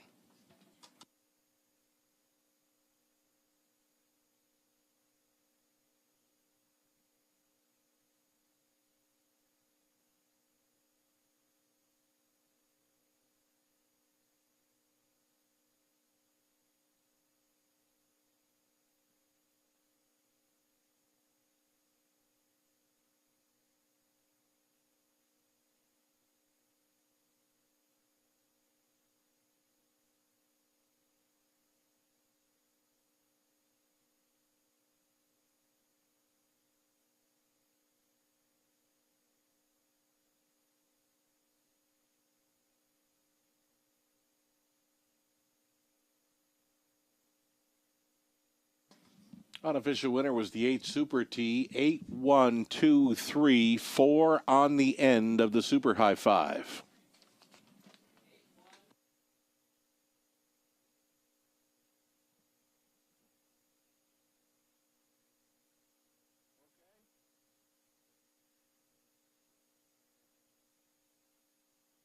Again, those are unofficial numbers.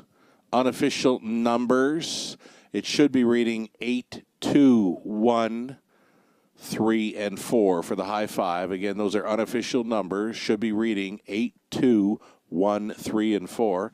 Returning to the winner's circle, Super T. Super T, 6-year-old son of E.L. Titan. This one for John and Chris Yake with John training. Colin Kelly comes right back to the winner's circle. Back to back. Driving wins, Colin Kelly. This time with Super T. Guts this one out, 202 and 3. It's the 13th career win, number 3 on the season for Super T as he scores at 3-1.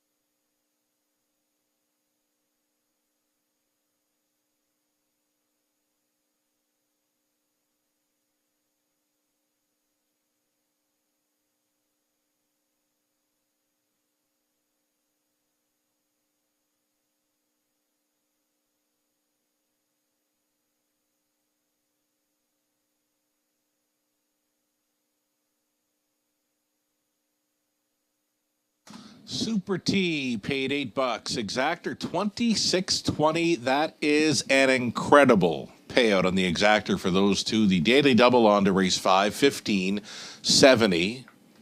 20-cent pick 3, come back at $11.41. Again, the exactor for $26.20, crazy good.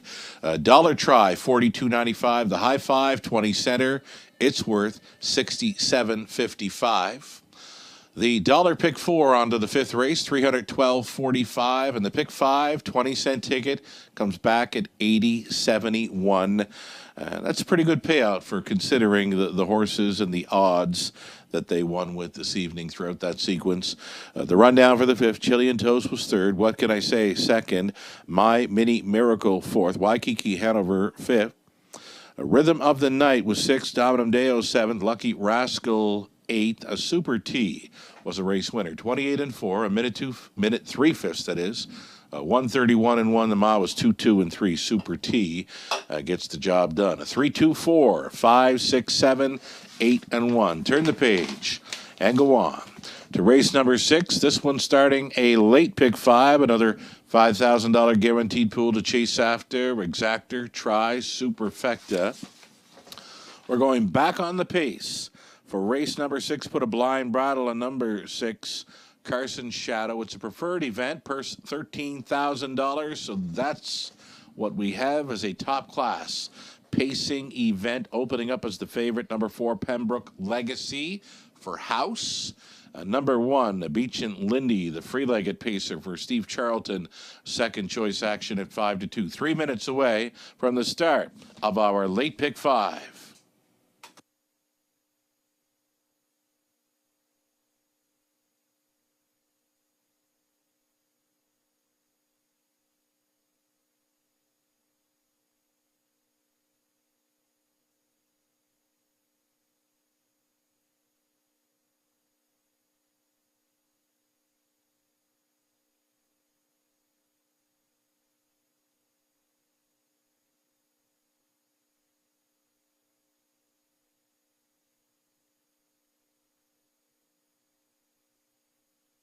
T getting it done in race number 5. Like Sugar said, that exacta paid fantastic. 2 of the logical horses we talked about in that race. They run 1-2 and just paid great. But, well, starting here in race 6, we don't have much time to talk about it. It is the late pick 5. Again, to get started in race number 6 tonight, guaranteed pool $5,000. Let's take a look at Sugar's ticket first. He's got the 1 and 4 here in the preferred pace. Beach and Lindy and Pembroke Legacy. I like those two in here, no question about it. Race number 7 looks like a very competitive looking trotting event. Going all in there. Race number 8, singling up on the 1 Harper's Hat Trick. We're all going to be singling Harper's Hat Trick tonight. Love the way that he looked last time, and I actually said I would have backed him, gladly backed him right back in this class. He was dropping down. Now he comes back up. Pole position. Love Harper's Hat Trick tonight. So does Sugar. Race number 9, the 2, 4, 5, and 6, and the money leg, the 1, 3, and 4. I like that he's got Holly's Treasure on there because I'm very fond of that 4-year-old gelded son of state treasurer tonight. Let's look at my ticket now. And I'm going to go with a couple of singles in this sequence. Thought that wanted to play it kind of thin throughout, starting off with a single right here in the opener with Pembroke Legacy. Just thinking we're going to see this one go right to the front tonight and probably not look back. And if he gets an easier go of it, I think he finds the winner's circle. 1, 2, 3, 5, and 6 in race number 7. I do think that is the race where we might see a price. Like I said, a very competitive looking trotting event for non-winners of 4,500 last 3. If I was to lean in a direction, well, I'd probably go with Shoshi Deo or Tamil Houdini. But again, I do think it's kind of a wide open event. Race number 8, the 1 for me as well, Harper's Hat Trick. My single with a bullet on the card tonight. Just love the way he looked last time. Think he's going to be very confident coming in tonight from the pole position. Think he is the one you want to hang your hat on in race number 8. Going to go 2 by 2 to close out the sequence. The 2 and 4 in race 9. That's the Lone Ranger. And Mr. Cheeseman, I think another one that Lauren House is a big shot on tonight. I'm hoping Mr. Cheeseman tries to go right on down the road. That's the way he's best, and he gets down to a spot where he might just do that. Race 10, the 3 and 4. Mr. Rebelly, I think, is one you have to have. Was very fond of this one last time. Was a runner-up to None Ya Business, but I do like the 4, Holly's Treasure on top. Last time, No Chance got lost in the mix on the pylons, got shuffled right back to last, and just didn't really have any opportunity. And I think Holly's Treasure now gets to a spot where he can get back to the winner's circle and also has Travis Henry back aboard as well. So that's the direction I'm going. You got to map out your winning tickets, though, because you got no minutes to post on the board. The horses are moving out onto the track. We'll come back, take a closer look at race number 6 after the post parade.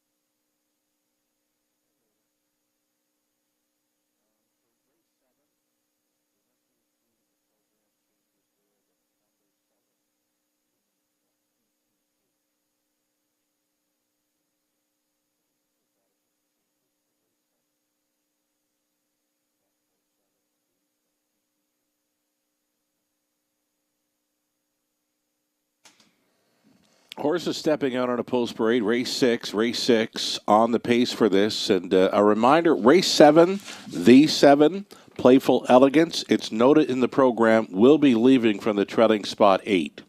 Again, in race 7, the 7, Playful Elegance will be leaving from the trailing spot 8. So here we go at the 6th race. Top class pacers, Beach and Lindy on the rail for owner, trainer, driver, Steve Charlton.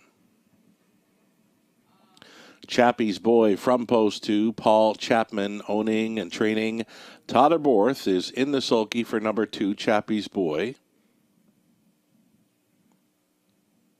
Kevin Gillis owns and trains number 3, Kenny Joe. Scott Coulter goes back on board for the drive. Number 3, Kenny Joe.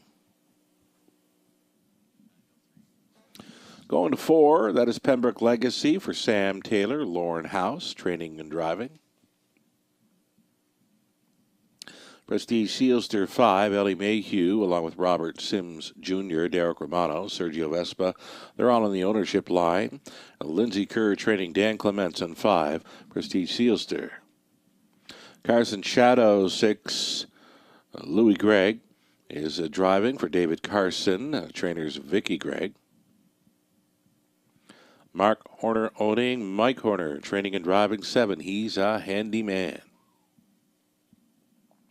And to trail out the 8 is a Night Watchman for Nurko Sokolovic and Craig Bars. Craig does the training again. Nick Boyd on 8, Night Watchman.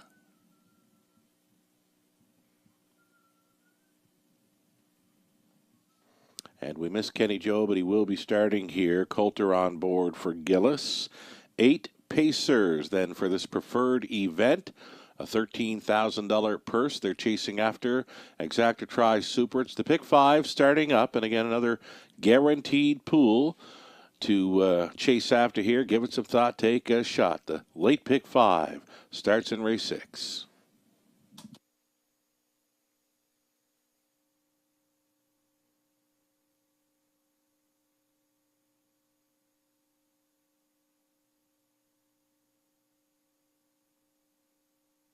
Alrighty. In Lorne, he trusts. That's what Robert Reed Jr. has just posted.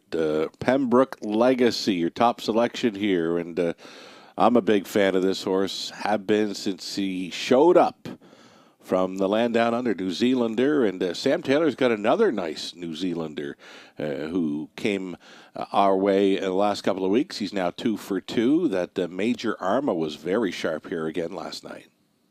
And how did we get 2-1 on that one, Sugar? I was marveling at that price. Yeah. And it was even almost the high side of 2-1. And I did, made a mistake on Twitter. I said back in the same class. Maybe I just felt that way. Someone said, no, it was up a class, but it didn't matter, right? It was so easy in his first start over the surface and race again, so well last night. But Pembroke Legacy is one that I've always been fond of as well. And he's a horse that when he gets good, he swells up. And I think he's kind of on that form cycle right now.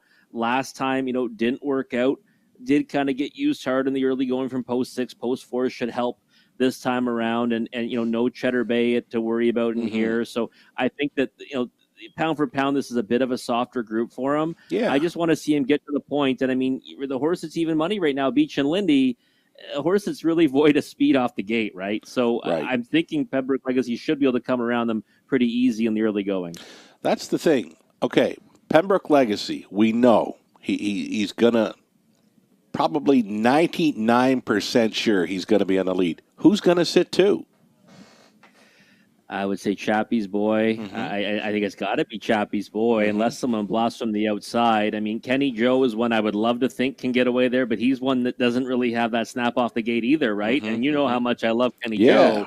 Taking a lot of support right now at 9-2, and I actually have him picked for second. Okay. Because last time he had an excuse, got in tight quarters before he made that break in stride. The start before that, I think he was probably the rightful winner with the better trip. When he got support down to 2-1, at this level. So, I guess 4-2 maybe. What do you think? Yeah, I just don't know. Beach and Lindy, free-legged pacer, right? Free-legged pacer going into that opening turn. I don't think he goes a whole bunch into that to secure the 2-hole ride. So I'm kind of with you. I'm thinking Chappie's Boy could find the 2-hole ride here. For me, he was one that never really showed a whole lot of early gate speed in his the earlier years of his career, but his last couple of outings he's been leaving sharply. So it's possible Todd might be able to work out the 2-hole ride here, and you know what, if the fractions set up correctly or in his favor where they're not so quick, he could stick around for the deuce here at a nice price. But the one. Beach and Lindy continues to take the even money action, and that means 8-5 for Pembroke Legacy, and that's a pretty good price when you're looking at this field and not a whole lot of gate speed, and like you said, looking like an easier spot for Pembroke Legacy. Yeah, I agree. I was fully expecting odds on him, Pembroke Legacy. I did look at this race and thought, okay, it's going to be those two to take all the support, and rightfully so. I thought the odds would be flipped, though. I really did, because I think you've got to give him a bit of, forgive him for his latest. Before that, obviously, getting away where he did from post 7, that's never going to work out. The effort before that, if he comes back to that one, I think he crushes this field. I really do. I mean, but, I don't want to take anything away from Beach and Lindy. I don't want to take anything away from that horse, because obviously a classy horse that can get the job done in here, but needs the right trip. Yes. Whereas Pembroke Legacy can make his own luck. Yeah. The own luck is going to be on the lead here. You know what? The pick 5 return paid well, but how about that exactor, Super T, with, what can I say, race 5? That's the best price of the night thus far. Yeah, my dad always tells me, Rob, play the exactas. I always get lost in tries and high fives and supers. Right? Yeah. And that exacta paid incredible. Yeah, well, that's why I'm asking you who's going to sit 2 in this one, right? Because I'm a big exactor fan. So here we go. It's the preferred pace. That's right. Top class pacers in behind the gate. Free-legged pacer Beach and Lindy on the rail. Then Chappie's Boy, Kenny Joe, Pembroke Legacy's in the center. Prestige Sealster, Carson Shadow. He's a handyman outside. And trailing out, Night Watchman. Who do you like? Top of the stretch. Picking up speed. Here they come. It's the preferred in London. They're off, and it's on. Pembroke Legacy makes the lead quite easy, and they're just floating on out of there, and that means Beach and Lindy is in for a close-up trip.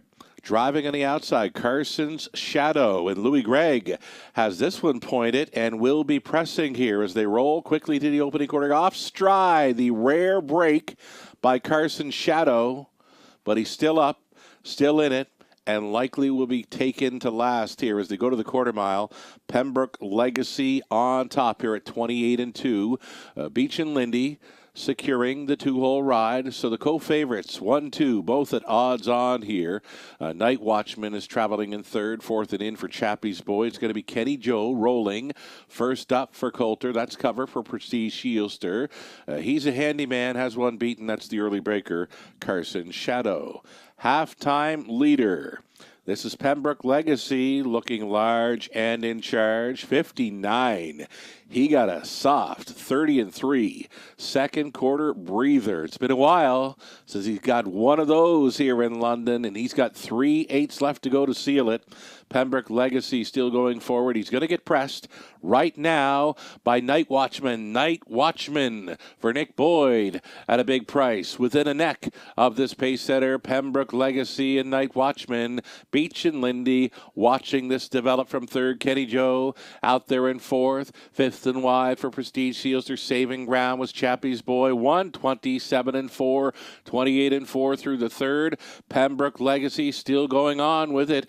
Night Watchman is holding second. Kenny Joe, 3 on the outside. Beach and Lindy in behind the wall. He'll have some pace. Will he get the room? Pembroke Legacy, he's almost there. Beach and Lindy, Kenny Joe for the deuce. Pembroke Legacy may have just sealed Age Pacing Horse of the Year with that victory. Second best was Kenny Joe. Third goes to Beach and Lindy. 157-2. Pembroke Legacy, house on board for Taylor.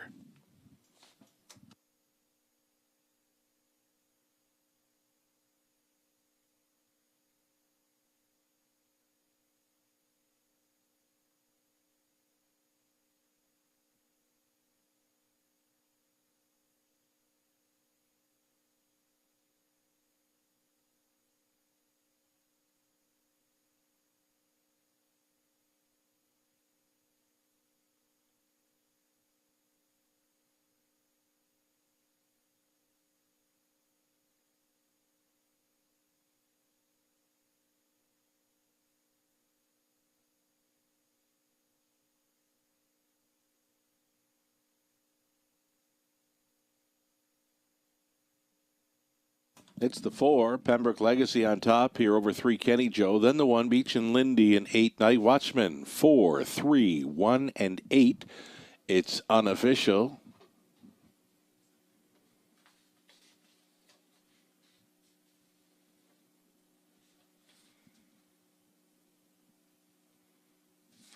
Robert Reed Jr., he was all over the exactor. He was also all over the superfecta. Ice cold on the super here. Robert Reed Jr. with the 4-3-1-8. Winnie Caretaker meeting up with Pembroke Legacy here following his gate-to-wire victory. This 9-year-old son of Better's Delight out of Pembroke. Millie Mae by Arts Place. Owned by Sam Taylor of Lucan. Lorne House training and driving this one. to career win number 17. That is 7 victories on the season, most of them right here in top-class events in London. And as mentioned, he may have just sealed Aged Pacing Horse of the Year here at the Raceway for 2022. And we'll find out soon enough about our horses of the year and more very soon, as we're going well into December now. Pembroke Legacy, the official winner in 157-2. He paid $3.90, and that's all right. Exactor, $27.30. The Dollar Try, $27.95. And the Robert Reed Jr. Ice Cold Superfecta for $1.90. $1.25. Beach and Lindy was third. Chappie's Boys 7. Kenny Joe was second. Pembroke Legacy won it. Prestige Sealster 5th. Carson Shadow 8th. He's a handyman 6. Night Watchman 4th. 28. 59. 127-4. And the mile was 157-2. Pembroke Legacy. Top down a 372. 15864. Race 7. Up and coming. Back on the trot. It's a field of 6 on gate plus the trailer. Take note, number 7, Playful Elegance, will be leaving from the trailing spot 8.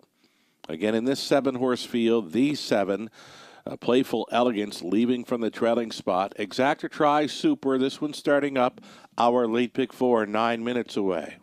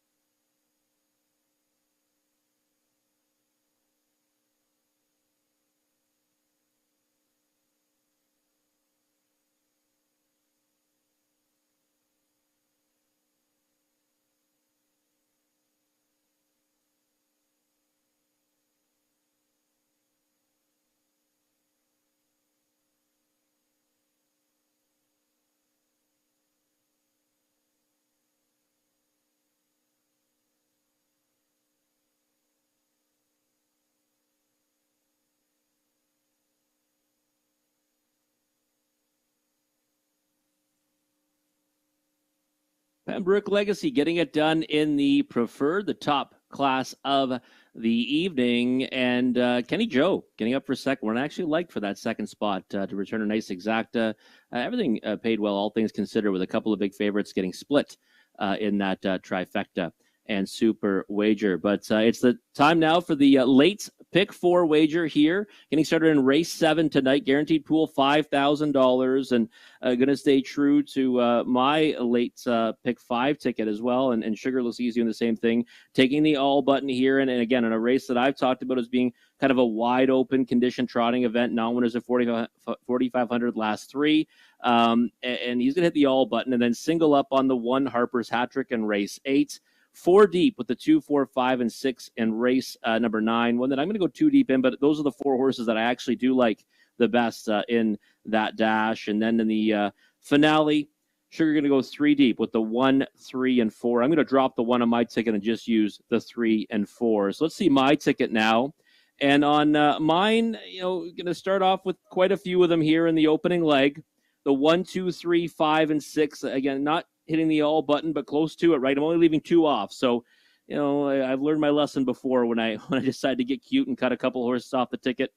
And race number 8, singling up on the 1 Harper's hat trick. Think that, he is clearly the one to beat tonight. Thought he looked great last time in victory, winning it handily in a lower class, now moving back up. Was the favorite at this level 2 starts back, and I thought raced pretty good for a horse that was off over a month. In race number 9, 2 deep with the Lone Ranger and Mr. Cheeseman, hoping Lauren House can rack up another win with Mr. Cheeseman there. Think he's an early speed threat from post 4, getting down to a spot that he should enjoy. And then in race 10, going to go 2 deep with the 3 and 4. Mr. Rebely is likely the one to beat, but Holly's Treasure is not one to ignore. Last time, just kind of ignore that line. It was a tough trip. Got away 3rd from the rail spot, ended up getting shuffled back, never had a chance. Love the fact that he gets down in class tonight, gets Travis Henry back on the bike. Holly's Treasure is the one I'm going to put on top in race number 10. So that ticket, just $4 for a 20-cent ticket. Very inexpensive. You got 2 minutes, though, to map out your winning wagers for this late pick 4 sequence. We'll come back to a closer look at this upcoming race number 7 after the post parade.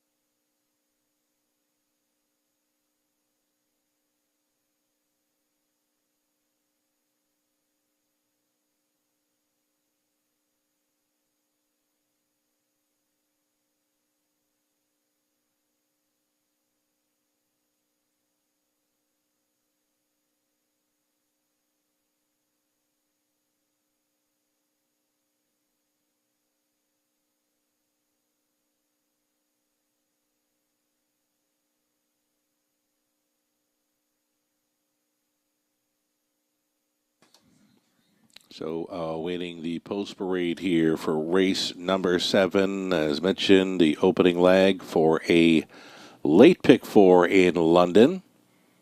We mentioned Kelly McNiven while hitting the winner's circle this evening with Lola Sunshine as the winning caretaker. Well, she's involved with the Drivers Holiday Challenge in support of Toys for Tots.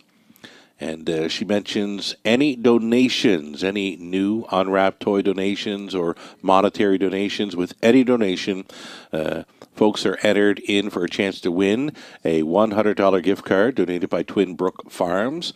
As well, there's another $100 gift card up for grabs donated by the McNiven Stables, Scott and Kim.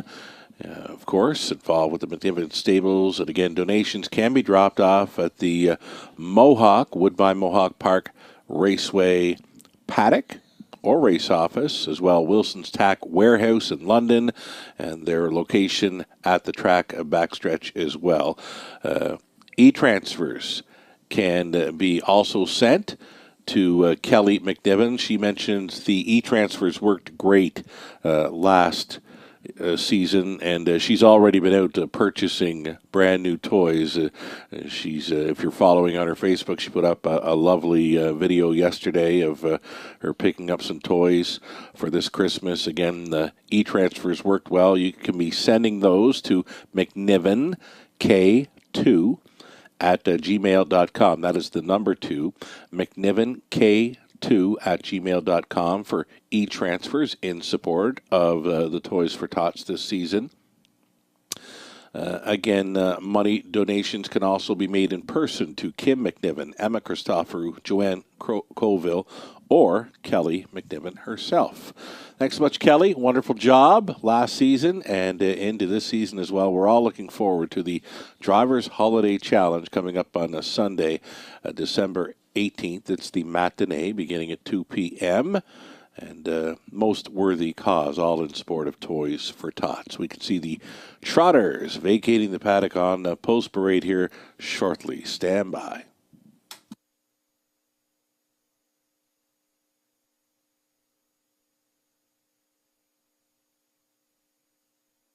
Here come the Trotters then for race number 7, being led by the 1, Shoshi Deo. It's Brett McDonald driving for Leanne Davidson, Darrell Laver conditions. The blinkers go on 1, Shoshi Deo today. And number 2, Massive Profit. This one goes out for owner-trainer William Ham. It's Scott Coulter in the sulky.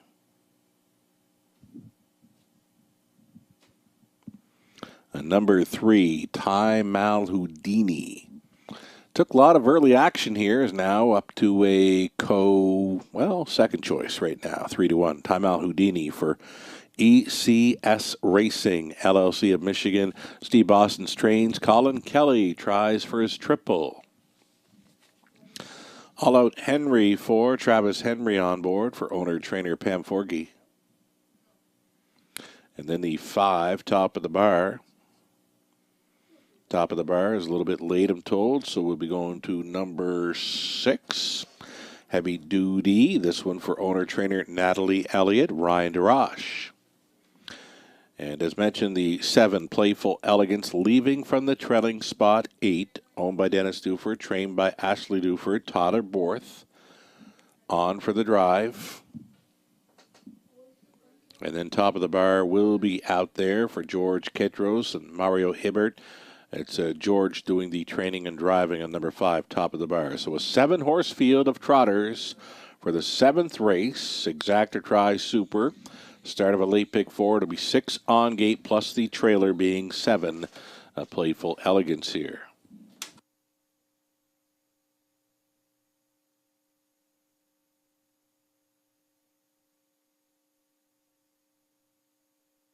Already top selection here for Robert Reed Jr. I know you're fond of Shoshi Deo. I know you're fond of trainer Darrell Laver's work. I've got this one pegged for 2nd. You've got him pegged for the win, and I would assume you like the move to blinkers tonight. I do like the move to blinkers tonight. And, pole position, sometimes not the best spot for a trotter. This one, sure-footed off the gates, and I'm hoping is pushing out of there. And with the blinkers on, you have to think that's the game plan. And right. And this is a horse that's always been at his best when he's on the engine or close to the lead. And, last time, out a long way before kind of getting to the lead and just was no match for the one that kind of just ran on his cover, right? Hot Watch Sunday got a perfect trip behind him and then blew him away in the stretch. So I'm thinking this time around, hoping, he's sitting 1-2 and can be strong to the wire. I like his look. I know I loved him 2 back, and then last week I did mention didn't appear to be so sharp on post parade, but for me, he's looking really good here. Nice. Brett is kind of grabbing onto him here, and this is what I like to see with this horse, because last week, for me, he just didn't show this being right on the bit, so, he's not going any kind of speed, but I just like what Brett has in his hands right here with Shoshi Deo.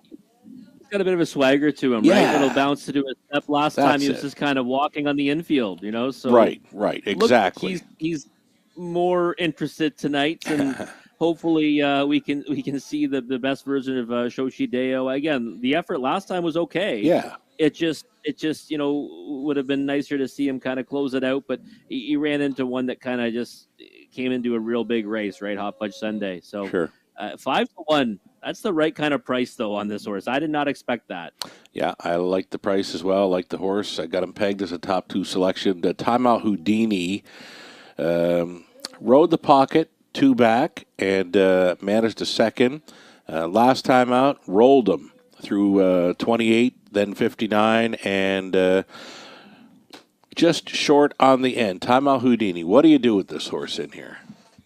It's kind of tough what to do with Time-Out Houdini, right? Because, you look at the form and you say, well, one of these days he's going to get to the right spot again and he's going to be able to go all the way on the engine or, set a good trip and get there. He's a horse that's got all kinds of gate speed.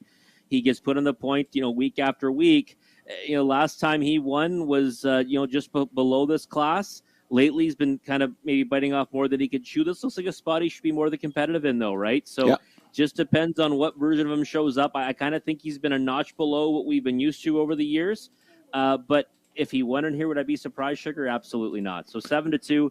Again, I prefer the 5-1 and 7-2 right now on Shoshi Deo and Time-Out Houdini than the 4-5 on Massive Profit. Same. I'm going to stick to my top selection here. Number 2, Massive Profit, who we're looking at now. Scott Coulter stays on after finishing third in the preferred, but you would have a better handle on his performances over Woodbine Mohawk Park. It's coming back to me now. I didn't go looking at the replay for this, but it's coming back to me now. This horse just didn't really want to keep up last time out. No, and that's kind of the concern, for me in this spot. I know it's an easier, class, obviously, and finished third to Sizzling Hot Herbie and Last Shot last time, 9 lengths back, but Sizzling Hot Herbie was the best winner in there, right? So you don't want to hold that against him too much. I just know that the 2 starts at Mohawk Park, I wasn't overly, crazy about. Didn't see too much there to think that, he should have been a shorter price in the preferred last time. And I mean, I understand it's an easier spot. He deserves respect in here, but 4-5, I can't get there. That's why I went a little deeper in this race. And, I thought that this was a race we might see a price in, and I'm hoping that's the way it plans out. And that is why I thought Allbutton looked kind of good in here. Like, I was thinking, can you leave 1 or 2 of them out of here? You really can't. Even All Out Henry, he was 4th last time out, though he did make an early break. And, the hot hands of Travis Henry, and here he is at 7-1. Yeah, and second start back, too, right? I mean, that's kind of an angle we like. A vet scratches lame. So, I mean, it's one of those ones where he might be, in certainly better shape tonight. Go out there and get at these ones. And 7-1 on the board. I mean, he's taking support. I bet he's a bigger price than that in the multi-leg wagers. Here's another thing. Playful Elegance, Extreme Long Shot, 40-1. Should the one, Shoshi Deo, blast on out of there, this trotting mare is following the speed. If the one can get away well, Playful Elegance, I would assume, is going to be sitting up close. So one more to consider as a long shot play here as we go in behind with the trotters to start up the late pick 4 in London. Shoshi Deo, Massive Profit, Time-Out Houdini, then All Out Henry, top of the bar, Heavy Duty, and then the trailing spot, the mare, Playful Elegance, into the stretch. Race 7 trotters to begin our late pick 4. Here they come. And away they go. The only one that followed out the car was 6, Heavy Duty. It's going to be Time-Out Houdini. Out for the 2-hole ride, Shoshi Deo. Got away in third, and sliding into fourth was Massive Profit, though this one is gapped off. And for the trailing spot in fifth, Playful Elegance. Next in line, 6, All Out Henry, and trailing the field, top of the bar. This field of 7, well strung out, at least a dozen lengths, tip to tail. It's a headstrong Heavy Duty getting the marching orders here at 10-1. Heavy Duty into turn number 2, put up the quarter mile in 29 seconds flat. And he's right on the bit for Ryan DeRoche. Second best continues to be Time-Out Houdini. Trotting from third is Shoshi Deo. Heavy favorite closing up at 1-2 here was Massive Profit. Watching from fourth, fifth and in for Playful Elegance. Underway off the back end, All Out Henry. And then top of the bar by the half, jumping it off. Massive Profit at 1-2 has gone to the gallop. And hopes diminish for the heavy favorite here in race 7. The half clocked up in 1 minute and 2/5. Heavy Duty has not faced a challenger. Time-Out Houdini continues second. Shoshi Deo being asked from third. Fourth and wide, All Out Henry making up some ground for Travis Henry. That's cover for top of the bar, who's out there in fifth. Sixth and in for Playful Elegance, up by 3/4. They were there in 1:30 and 4. And Heavy Duty's been all by himself. Heavy Duty urged along there, still maintains a 2-length lead to Time Al Houdini. Third is Shoshideo out there at 4th. Spinning the wheels now is All Out Henry. Heavy Duty appears to be good to go here as he hits the stretch and nobody's close. DeRoche took a peek over his shoulder and nothing coming. It's going to be Heavy Duty just jogging here. DeRoche on board for Elliott. Time Al Houdini second, Shoshideo third, top of the bar, finishes fourth, 2-1 and 2.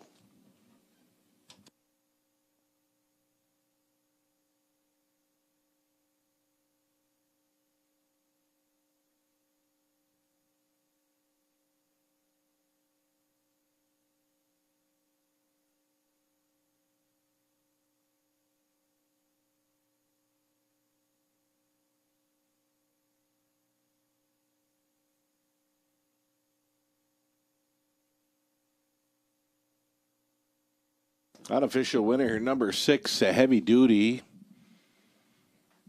Couldn't have won it any easier. 6-3, 1 and 5. It's unofficial.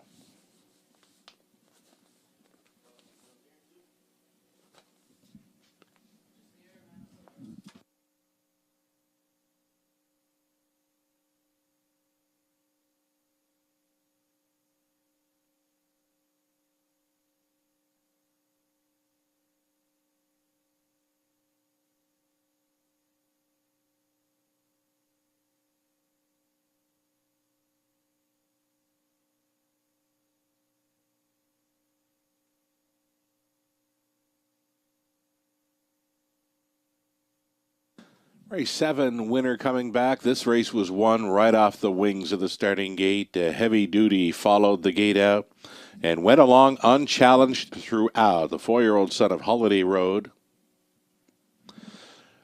Owned by Natalie Elliott of Clinton. She's the co-breeder. She's also the trainer. And she's got Ryan DeRoche on board for this gate-to-wire win in 2:01 and 2. It's the 16th career victory, and that is 10 victories on the season for Heavy Duty,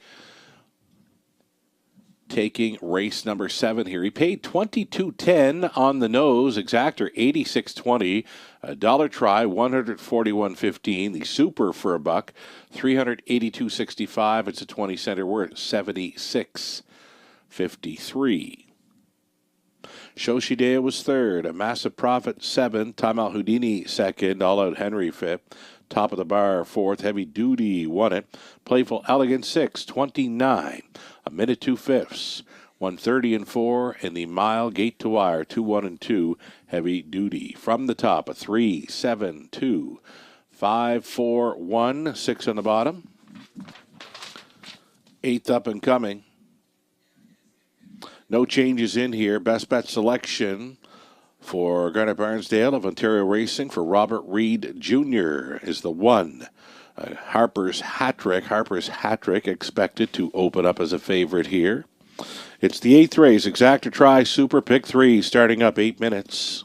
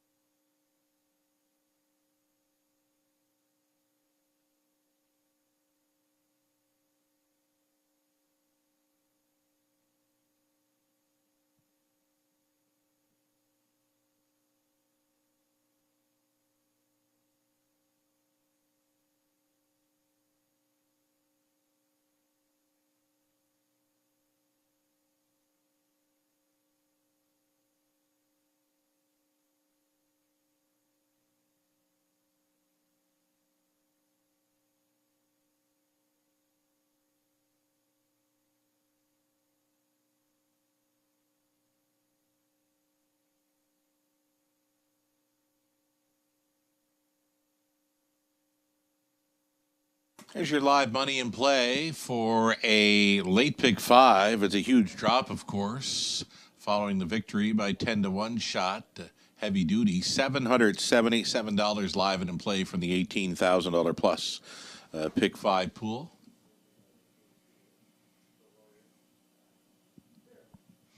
And as far as live money goes for the pick 4, it's $1,210. Showing a pool of $13,000 plus.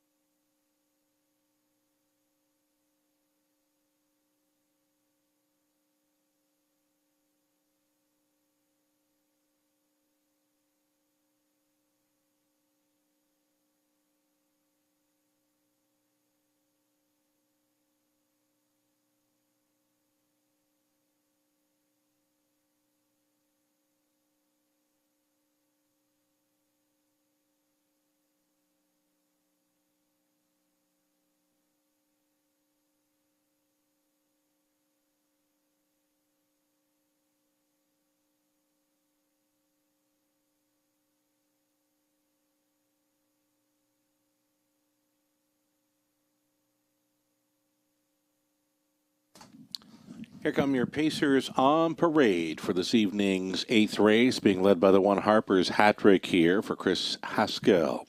And Grant Shelton with Chris training. Travis Henry's choice here.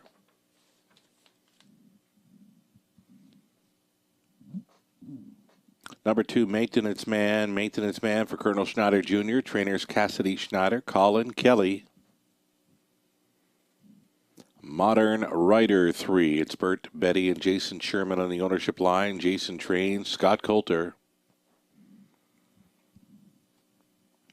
Heavy action this evening for number 4, Wilson Wall. Wilson Wall, right now a favorite, taking serious action, owned by Keith Wilson, Dean Wall. Dino trains Totterborth. Mo Better 5, Brett McDonald for Kerry Howard. Trainers Jeff Graham. Ken Matheson along with Henry Banakowitz. They share the ownership on a 6, Life is Better with Ken training. And it's Scott Ray. Scott Ray does the driving on 6. The 7 outside, None Ya Business. Garrett Rooney catch driving tonight for Mary and Len Christopher. Kevin Botts training. And the 8 is Easy Flyer. This is another for Colonel Schneider Jr., Cassidy Schneider training. Jay Harris on the 8, Easy Flyer. 8-horse field on the pace. Exacta Tri Super, your final pick 3 opportunity here in race 8.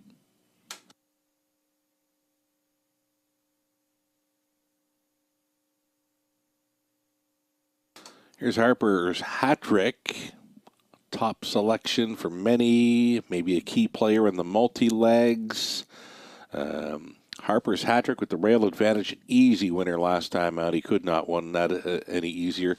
How about Heavy Duty just jogging? He couldn't have won that one any easier. Just first off the car and it was over. As soon as he went to the front, Sugar, I said, you know what? It's a good thing that I spread out. Good thing you had the all button because, a bit of a price on Heavy Duty. Nice, honest trotter, you know, and Ryan DeRoche knows him obviously very well. A nice effort at Mohawk Park last time. I mean, I did put him in my top 4. I did use him in the pick 5 and the pick 4, so at least I'm happy about that. Sure. Heavy Duty released at 10-1. A sharp drop in the live money too, right? Like just 777 live from the pick 5 pool of $18,000 plus. Is actually less money live and in play for the pick 5 than there is in the pick 4. Wow, yeah. So I mean, he played out as a bigger price, right, Did than that too. 10-1 that he offered on the board, and one of those ones that looked like he might do in there, but I didn't see that one coming. But wow, what an effort from Heavy Duty.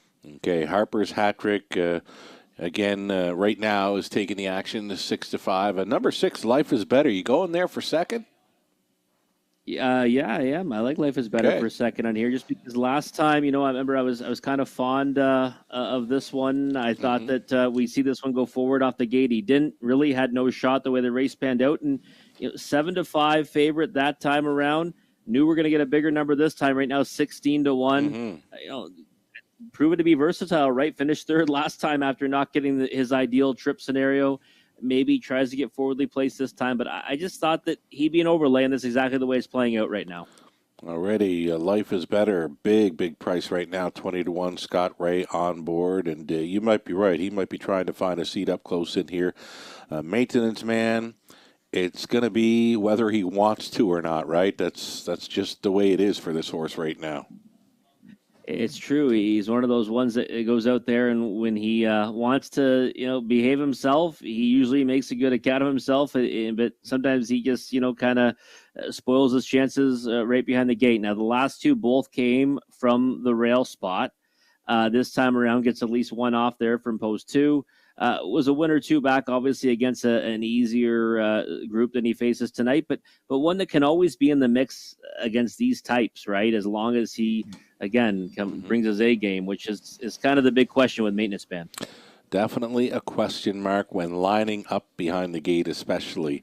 Now, we mentioned Mr. B earlier on the program, and for Mr. B, let's talk up Wilson Wall. Maybe Mr. V has made this one the second favorite. Right now, he opened up as the favorite. Right now, he's a 2-1 second choice. Nose back on gate. Last time he left from the center, he's a 56 flat gate-to-wire winner. Can we get there? I don't mind Wilson. Well, I've got him pegged for 4th. I like, the direction Mr. B's going here, and typically do, agree with what he does like. And Wilson, well, listen, I think Mr. B needs him more so in the multis. He's not going to get too excited about 2-1, sure. I don't think. But I just looked at the race, and I thought Harper's hat trick is going to go forward tonight. He looks really sharp on the track, by the way. Harper's hat trick, I thought, really sharp out there. Right on. I just don't know. I think Wilson Wall's got to try to go down the road, right? That's the way he's best. Maybe he comes around them early, but then he might have to deal with Harper's hat trick late. I just thought Wilson Wall gets a smaller piece of it tonight. I'm a big fan of the horse. The effort last time was a good one. He gets to a spot that is certainly winnable for him, but I think he's got to settle for a smaller share of it tonight. Okay, Harper's hat trick better than I do. From the rail, does he have the gate speed to be on or near the lead? He definitely does. Okay. Yeah, I mean, we 2 back, right? If you remember after that race, Sugar, I said, before his last race, I said, even if he was back in the same class he was the week before, I would have stayed on his bandwagon. Right on. He was 7-5. He got away 7th off the gate. That was a horse that was off over a month, right? Last time, sure, he was facing a field that he should definitely go out there and crush. He got away 5th and just did it easy.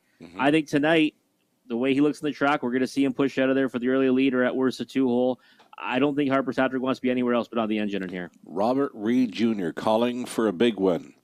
From number 1, Harper's hat trick, Mr. B chasing after 4, Wilson Wall. Who's it going to be? Seconds away as the starting gate rolls into position.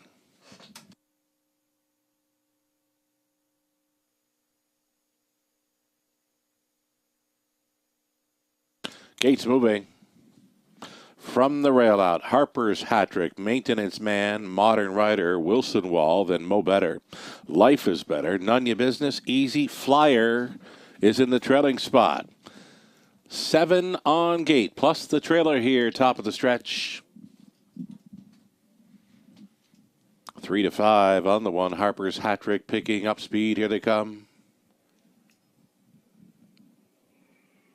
Off and pacing, None Your Business from the outside gate. Killer crossover here for Rooney, who's hopped on board. None Your Business to the top. Harper's hat trick away in second. Wilson Wall traveling third. 4th and in. Getting away cleanly was Maintenance Man down the backstretch to the quarter mile. None Your Business is a live wire on this front end mission. He's going to put up the bullet quarter mile speed tonight at 17-1, 27-1. None your business. Takes no prisoners with him to the quarter mile. Harper's hat trick second. Wilson Wall is third. Maintenance Man is traveling fourth. Fifth best away for Easy Flyer. Next in line to be sixth, we've got Modern Rider. The back markers, Mo Better, Life is Better, None your business. Coming down to the half-mile marker, and he's going there unchallenged. None your business. Put up the half at a nifty 50, 6-2. Harper's hat trick is thinking about it there in second. Wilson Wall maintaining third. Maintenance Man just spinning wheels out there in fourth, saving ground. Modern Rider now for fourth. None your business takes him to the backside. Harper's hat trick is second. Wilson Wall still third. Traveling fourth is Modern Rider, and way out there in fifth, Easy Flyer on by 3/4. Hit me. 1:25-4. Pocket Sitter. Harper's hat trick going on by None your business. Wilson Wall now to challenge for second. Modern Rider follows up on that move. He's traveling fourth. Just over an eighth left to go. And it's Harper's hat trick. And it's Wilson Wall. And now Modern Rider is going to be widest of all for this drive home to the finish. Harper's hat trick. Wilson Wall. Modern Rider with one final push. On the end, Harper's hat trick wins. It got tight for a second. Maybe Wilson Wall holding over Modern Rider, and then a blanket finish for fourth. 156-4, and as good as advertised at 2-5, it was Harper's hat trick.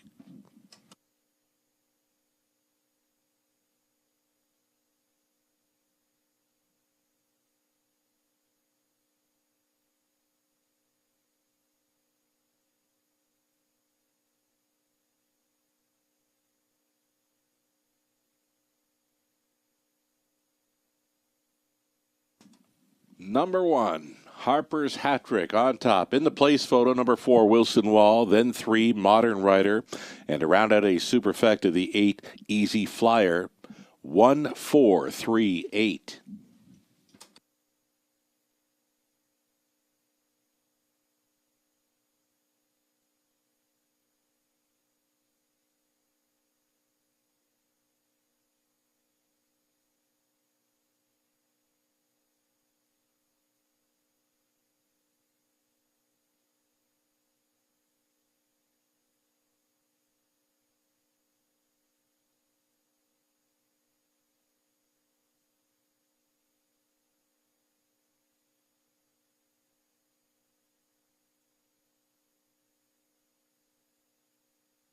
Travis Henry driving for the double aboard Harper's hat trick. 4-year-old Stallion Son of Sports rider out of mighty Mach 3 by Mach 3. Chris Haskell along with Grant Shelton on the ownership line. Haskell trains. Again, it's Travis Henry for the double. Pocket riding to victory. Harper's hat trick in 156-4. That's 2 in a row in London. 16th career win. That's 8 on the season. He paid $280, exactor $460, dollar try $12.25, the super for a buck $107.80, 20 center worst $21.56. Ninth up and coming, scratch the 1, Daliator. Nahu picks Rod Adams Jr. top selection, the best bet selection for number 2, the Lone Ranger, who inherits the rail here. Go back to the 8th for the rundown. Harper's hat trick won it. Maintenance Man 5th. Modern Rider 3rd. Wilson Wall 2nd. Mo Better 8th. Life is Better 6th. None your business 7th. Easy Flyer 4. 27-1. 56-2. 125-4. The mile was 156-4. Harper's hat trick going back to back here at the Raceway. From the top, 153-28. 674. 8 minutes to post time. The upcoming 9th, the 1 is out. Reduced field of 7 on the pace for an exacta try super late double.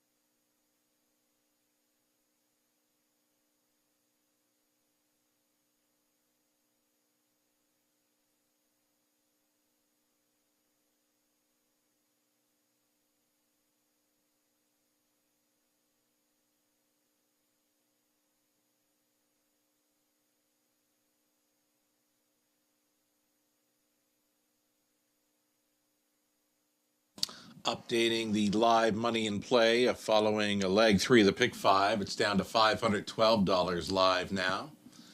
Heavy favorite Harper's hat trick in that middle leg of the sequence. And then the pick 4 money down to $619 now live from the $13,000 plus pool.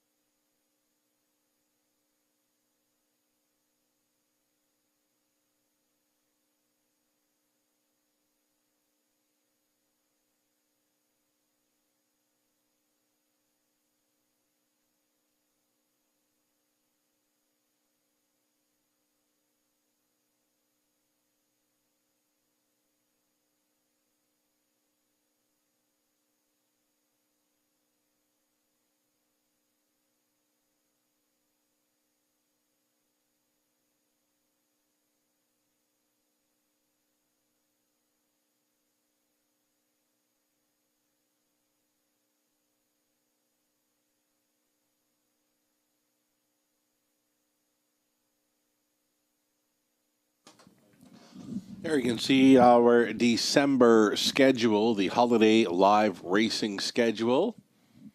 It's got a number of special times in play, including the Sunday, December 18th matinee. That is the Drivers Holiday Challenge in support of Toys for Tots. Sunday, live racing, 2 p.m. Another special start time Monday, Boxing Day. It's going to be the afternoon card at 12:55. It begins. And then New Year's Eve, of course, always a popular event here at the Raceway. Saturday evening, December 31st, will get underway at 7:30.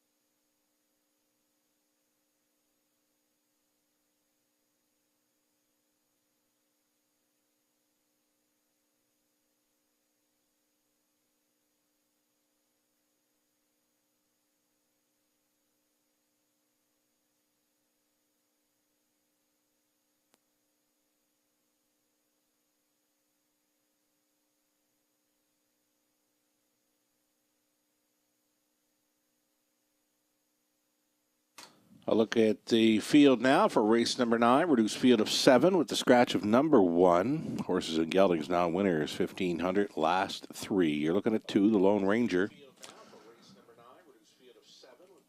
The Lone Ranger goes out for Don and Heather McGregor, trainers Peter Core, driver Garrett Rooney. Fine Credit 3, Dan Clements for Heather and Letitia Sawyer, along with Ken Albrecht. Heather does the training. Mr. Cheeseman 4, Lauren House drives for Don Douglas, trainer Scott McNiven.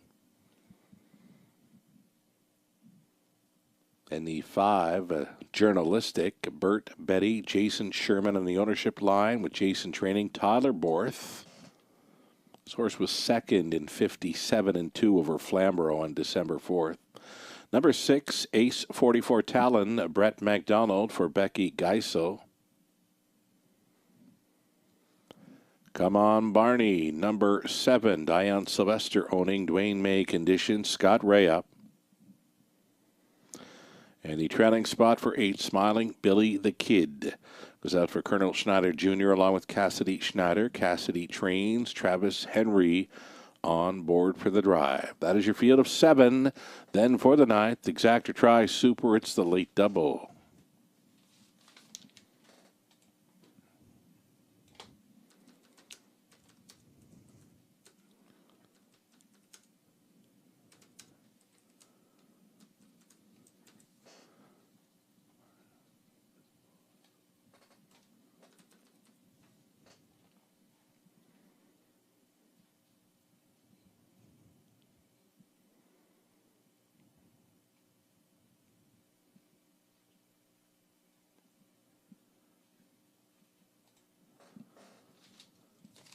Getting a look here at number 4, Mr. Cheeseman. Mr. Cheeseman, a top selection for Robert Reed Jr. I've got him pegged as a top 3 player. I like his chances even more now with moving in a spot with the scratch of number 1. Expect it to be up close.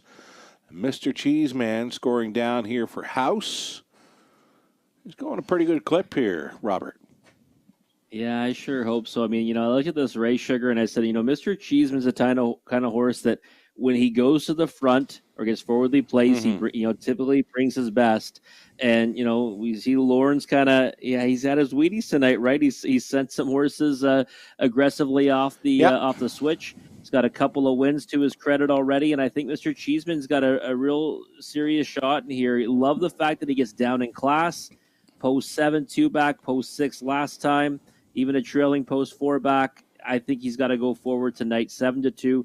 About the price I was expecting, and I think he's got a big chance to go all the way on the engine in here.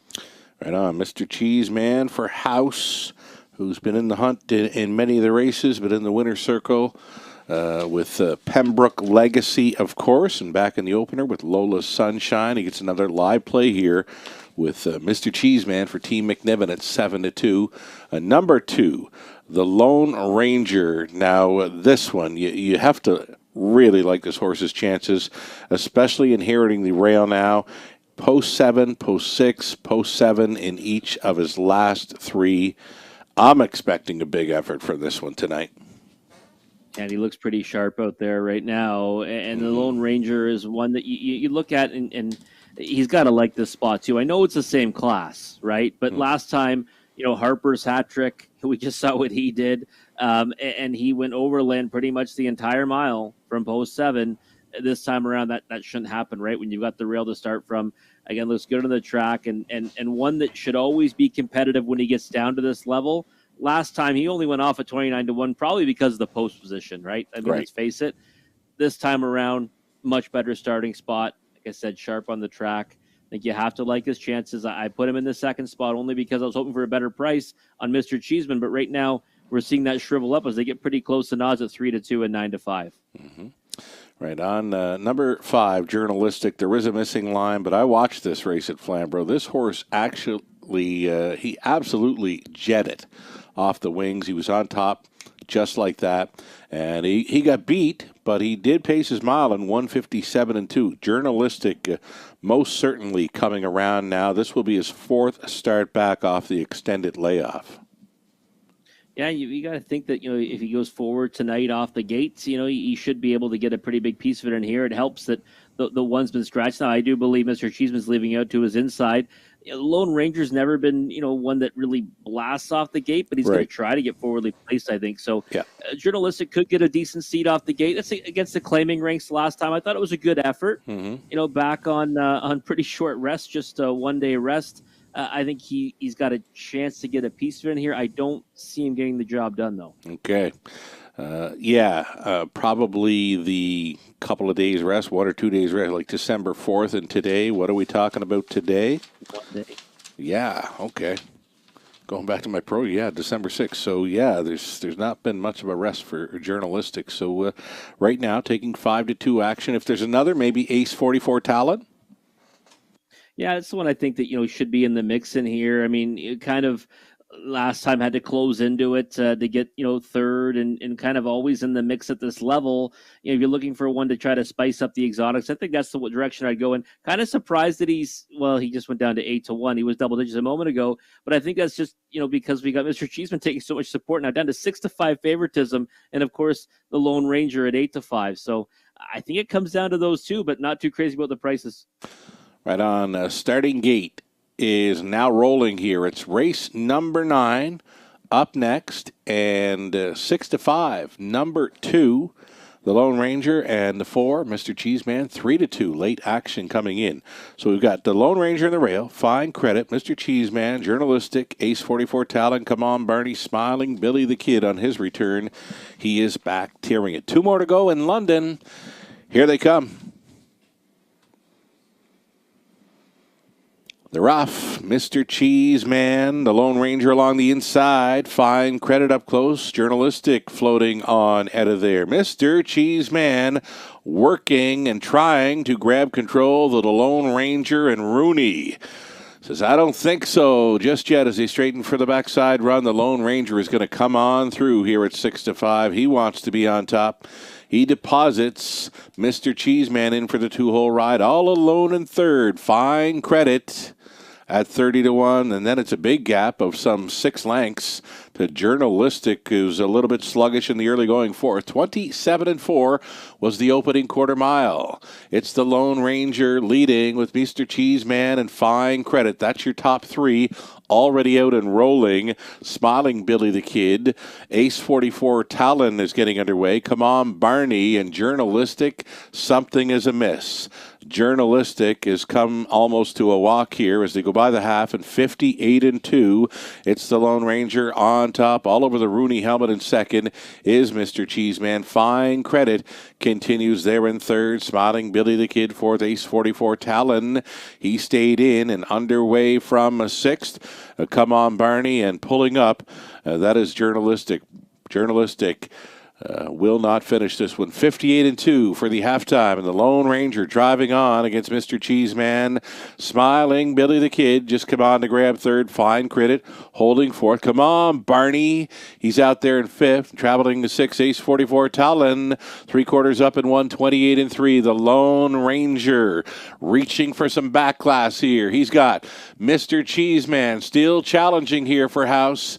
Smiling Billy the Kid clinging to third. Down the stretch they come. The Lone Ranger showing up here with his A game, and it's going to be Rooney on board for Core and the McGregor. Second time tonight. Mr. Cheeseman second. Ace 44 Talon came from way back to be third. Come On Barney fourth. 158-3.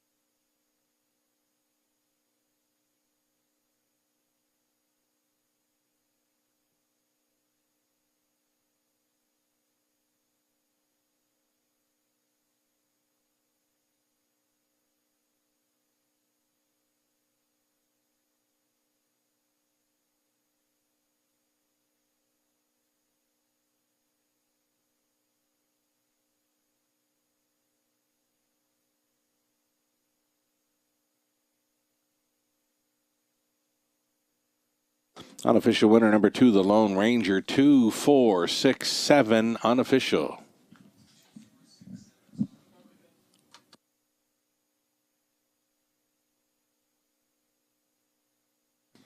Here's the Lone Ranger back. 9-year-old son of Up the Credit out of Mystical Seals to run Modern Art for the owners. Breeders, Don and Heather McGregor. Peter Core Condition, Garrett Rooney, driven to win. It's the second victory of the night for Rooney and the Connections after scoring with the Maiden Breaker, Makalu, back in race number 3. Here's the Lone Ranger, wiring them up in 158 and 3. Congratulations. He paid $440, Exactor $880. That's all right for those two. Dollar Try, $16.85. The Super for $1, $86.15. 20 center worth, $17.23. One was scratched. The Lone Ranger won it. Fine Credit 6. Mr. Cheeseman second. Journalistic did not finish. He pulled up. Ace 44 Talon third. Come on, Barney fourth. Smiling Billy the Kid finishing fifth. 27-4. 58-2. 128-3. Mile of 158 and 3. It was the Lone Ranger. From the top, a scratch 1, 6-2. DNF 3, 4-5. Our finale is next. It's the Super High Five non-jackpot finale. Exactor Try also featured there in a field of 8 on the pace, 9 minutes out.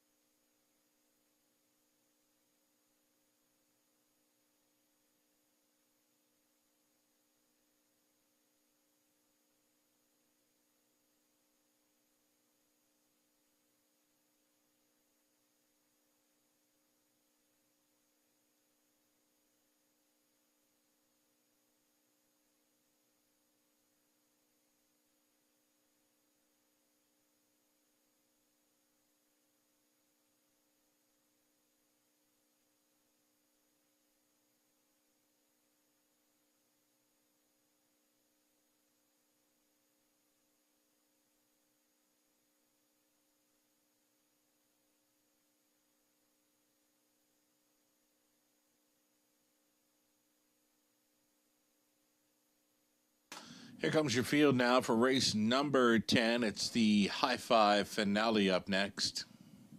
You're looking at one, A Bettor's Dream. Jason Ryan for Kyle Stretch, the trainer Michelle Sherman. Passionate Prince is 2, Paul McKenzie for owner-trainer Courtney Robson.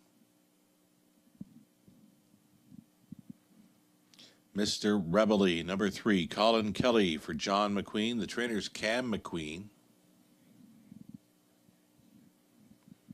Colonel Schneider Jr. owning. It's Cassidy Schneider training for Holly's Treasure.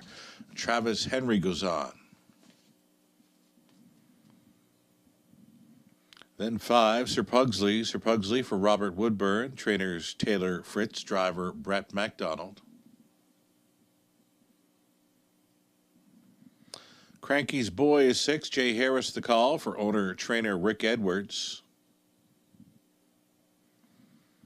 Number 1 hit outside, chance from post 7, owned, trained, and driven by Don Rankin Jr.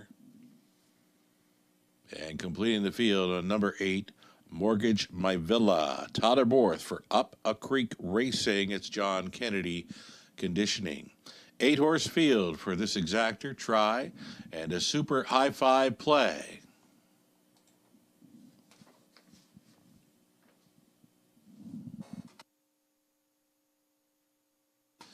And number 4, Holly's Treasure. Top selection here for Robert Reed Jr.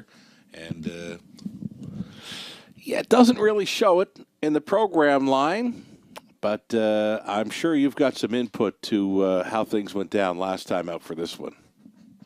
It just had no chance, Sugar. You know, had the rail spot, and I know we both kind of liked Holly's Treasure last time, and got away third off the gates, and just kind of got lost in the mix on the inside. Did have some pace in the stretch, but at that point the race was long over, so there wasn't really much that could be done. I mean, took support, down to 9-2 in that contest. That was against Tougher, significantly tougher, really, classification-wise. Now there's a 5,000 last 3, so now there's a 2,500 last 3, so half the earnings last 3. And now you get Travis Henry back aboard this time, and, was a winner, against similar company. I mean, you could now there's a 2,500 last 3 at Leamington back in October, but this is a hard-working horse that, when he gets to the right spots, he can get his confidence back. I just thought this looks like where we should see maybe a better version of Holly's Treasure. And you can forgive that last effort because it looks like kind of gets away and just fade through the pack. That's not what happened. Not what happened at all. He just definitely got boxed, and there was just no room to race. And even down the stretch, I know Nat was fighting pretty good because this horse was kind of running over. There was just no chance, and never got a chance really to race. So no fault of Nat's, of course. I mean, the horse was well within himself when sitting up close in the early going, and just the backfield developed and got underway, and from that point was trapped in and nowhere to go. Yeah, it's hard to get parked from the rail, but sometimes you can get lost in the shuffle, right? Sure because you just get away in a spot, and if there's horses already action on the outside, you've got, again, there's no hope to ever get out, and that's what kind of happened to Holly's Treasure last time. Right on. Number 3, Mr. Rebelly, had a great journey last time out, but just couldn't go on by None Ya Business, who we saw put up some torrid fractions here tonight. Yeah, Mr. Rebelly, I needed this one desperately last time. You remember, I kind of got real excited before the race. He got bet down to favoritism. He was on the back of JJ Powerball 2 back, in the stretch, and nowhere to go. Wasn't going to beat that rival, but probably could have been second with some room. I thought raced really good last time, just ran into a tougher rival and None Ya Business, and we saw that one come back tonight, and obviously he was fired up against Tougher. So I think Mr. Rebelly, can be the designation of the one to beaten here. I can say that. He's 3-2 on the board, but Holly's Treasure to me just sports more value, and again, has that deceptively good line last time. That's why I thought we would get that number on the board. Right on. Less than 2 minutes wagering time now. Number 5, Sir Pugsley. Tried it over at Woodbine Mohawk Park in the latest, and nothing happening there. No, it was never really a factor in there. And again, against some decent rivals, Wild River Bumblebee and those in a pop up series, jumped in the second leg of that series, and finished second last time to Marito Hanover. Over this surface in this class, I just thought that when I looked at it and tried to match them up, I thought Mr. Rebelle and Holly's Treasure are both just in probably better form right now, and just pound for pound, better horses as it stands right now. Sir Pugsley at one point in time would be a hefty favorite against this group. There's no question about it. But he's 1 for 21 this year with just over 10,000 made. That's not the Sir Pugsley we've been accustomed to seeing. There is late action coming in on Sir Pugsley. Right now has dropped to a 2-1 second choice. It's favorite status for 3. Mr. Rebelle. Tell you what, Jay Harris has stuck around to catch drive number 6, Cranky's Boy, at 35-1. Longest shot on the board. Can he find his way into this high five? I mean, I don't have him on there, but you know what? Last time, it's interesting. I did use him last time in the multis, thinking he had a shot from post 5. And, that's against, a similar group to this one. He's the type that really races better when he gets put into play. Now, exactly. Will that happen tonight from post 6 at 35-1? I'm not sure, but again, Cranky's Boy is one that, when he gets put into play, it's like Mr. Cheeseman, right? He races better when he gets, put into the action. Jay Harris stays around for race number 10. And, he didn't have a real busy night. He was busier earlier on. He did drive in the 8th, and here he is in the 10th aboard the longest shot on the board. I'd toss a win ticket on him just for kicks. If he puts him in play, like you say, that's what Cranky's Boy wants to be doing here. He wants to be up close, so anything's possible here. You know what, Robert? Great picking up the banter and the chatting again, and we'll look forward to doing it again next week. Always a pleasure, sir. Great job as always, Sugar. Here we go. It's the finale in London. Bettor's Dream, Passionate Prince, Mr. Rebelle, Holly's Treasure, Sir Pugsley, Cranky's Boy, number 1 hit from the back tier, Mortgage My Villa. Into the stretch. Pacers pick up speed here in the finale. They're off. Mr. Rebelle along the inside, Bettor's Dream, and it's going to be Holly's Treasure to hit the top 3 as they go through this opening turn. Bettor's Dream along the inside, Mr. Rebelle trying to go on by. These two are going to battle as they straighten for the backside run. The early battle goes to Bettor's Dream. He's on top, pocketing up now is Mr. Rebelle, pacing out of 3rd. Holly's Treasure parked in the early going 4th. Sir Pugsley's not found pylons just yet. Over to the quarter mile, 28-2. And it's Bettor's Dream. Getting the marching orders was Mr. Rebelle in 2nd. As continuing 3rd is Holly's Treasure. Pylon position now at a 4th. For Mr. Pugsley, angled to the outside in 5th, travels Mortgage My Villa. That's bringing Holly's Treasure to the outside for Travis Henry. And is going to go first up for a long ways here. Half clocked up in 59 seconds flat. Bettor's Dream on top. Outside in 2nd, Holly's Treasure still up there in the top 3. Mr. Rebelle outside of traveling in 4th. Mortgage My Villa 5th and in. Sir Pugsley a long shot. Cranky's Boy out there into 6th down the backside. The 2nd and final time, and it's Bettor's Dream still leading, and now within a neck. That is Holly's Treasure. Angled to the outside goes Mr. Rebelle. Up there with them, Mortgage My Villa, then Sir Pugsley, Cranky's Boy. Number 1 hit is next to last. Trailing the field is Passionate Prince. 3/4, 127-2. Big time speed there through the 3rd. Along the inside, Bettor's Dream. Holly's Treasure. Holly's Treasure going a big one here. Holly's Treasure or Bettor's Dream? Bettor's Dream. Holly's Treasure. Bettor's Dream. Holly's Treasure for the deuce. It was awfully close for 3rd. Cranky's Boy up against Mr. Rebelle. Then along the inside, it was Mortgage My Villa. 157-3.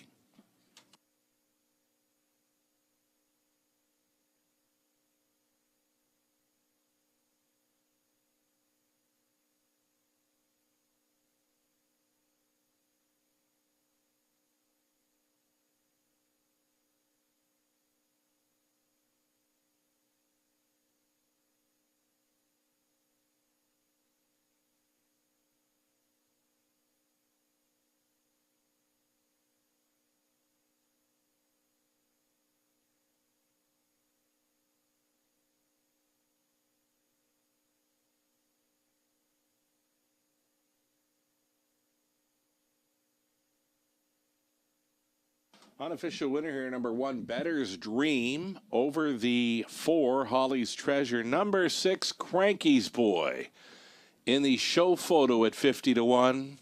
Then the 3, Mr. Rebelly, finishes 4th at even money. Another 50-1 bomber involved in the high 5. That is 8, Mortgage My Villa. 1, 4, 6, 3, and 8. Again, it's unofficial.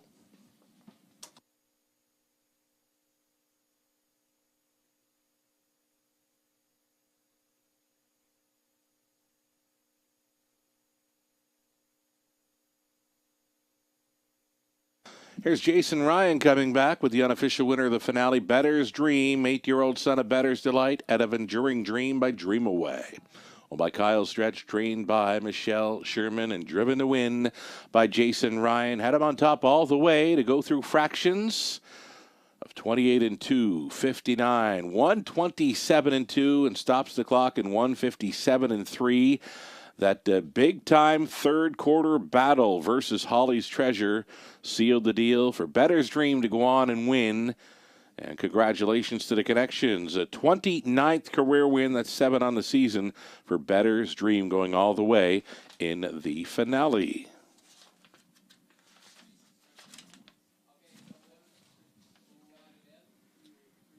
It's official. Better's Dream won it. $8.90 in the nose, exactor $23.50. Dollar try, $215 and change. The pick 3 on the 10th, $288 for 20 cents. Dollar pick 4, $154.60. The pick 5, 20 center worth, $57.75. The dollar try, again, $215 and change. The high 5, 20 center, $647.43, and a late double comes in at $14.20. Better's Dream won it. Passionate Prince 6. Mr. Rebelly 4. Holly's Treasure 2nd. Sir Pugsley was 8. Cranky's Boy 3rd. Number 1 hit 7. Mortgage My Villa 5th. 28-2. Again 59. 127-2. Mata 57-3. Better's Dream on top. The rundown again, 16428 375. That will do it for live harness racing this evening in London. We've got more live racing, 10 races Friday evening. It's a 4:50 start time. Hope you can join us for that, and we do appreciate you joining us tonight for our live racing action. Wonderful show on track, horse people. Thanks so much for being a part of our evening. We'll do it all again on Friday for the Eye in the London Sky. I'm Sugar Doe. Have yourself a great night.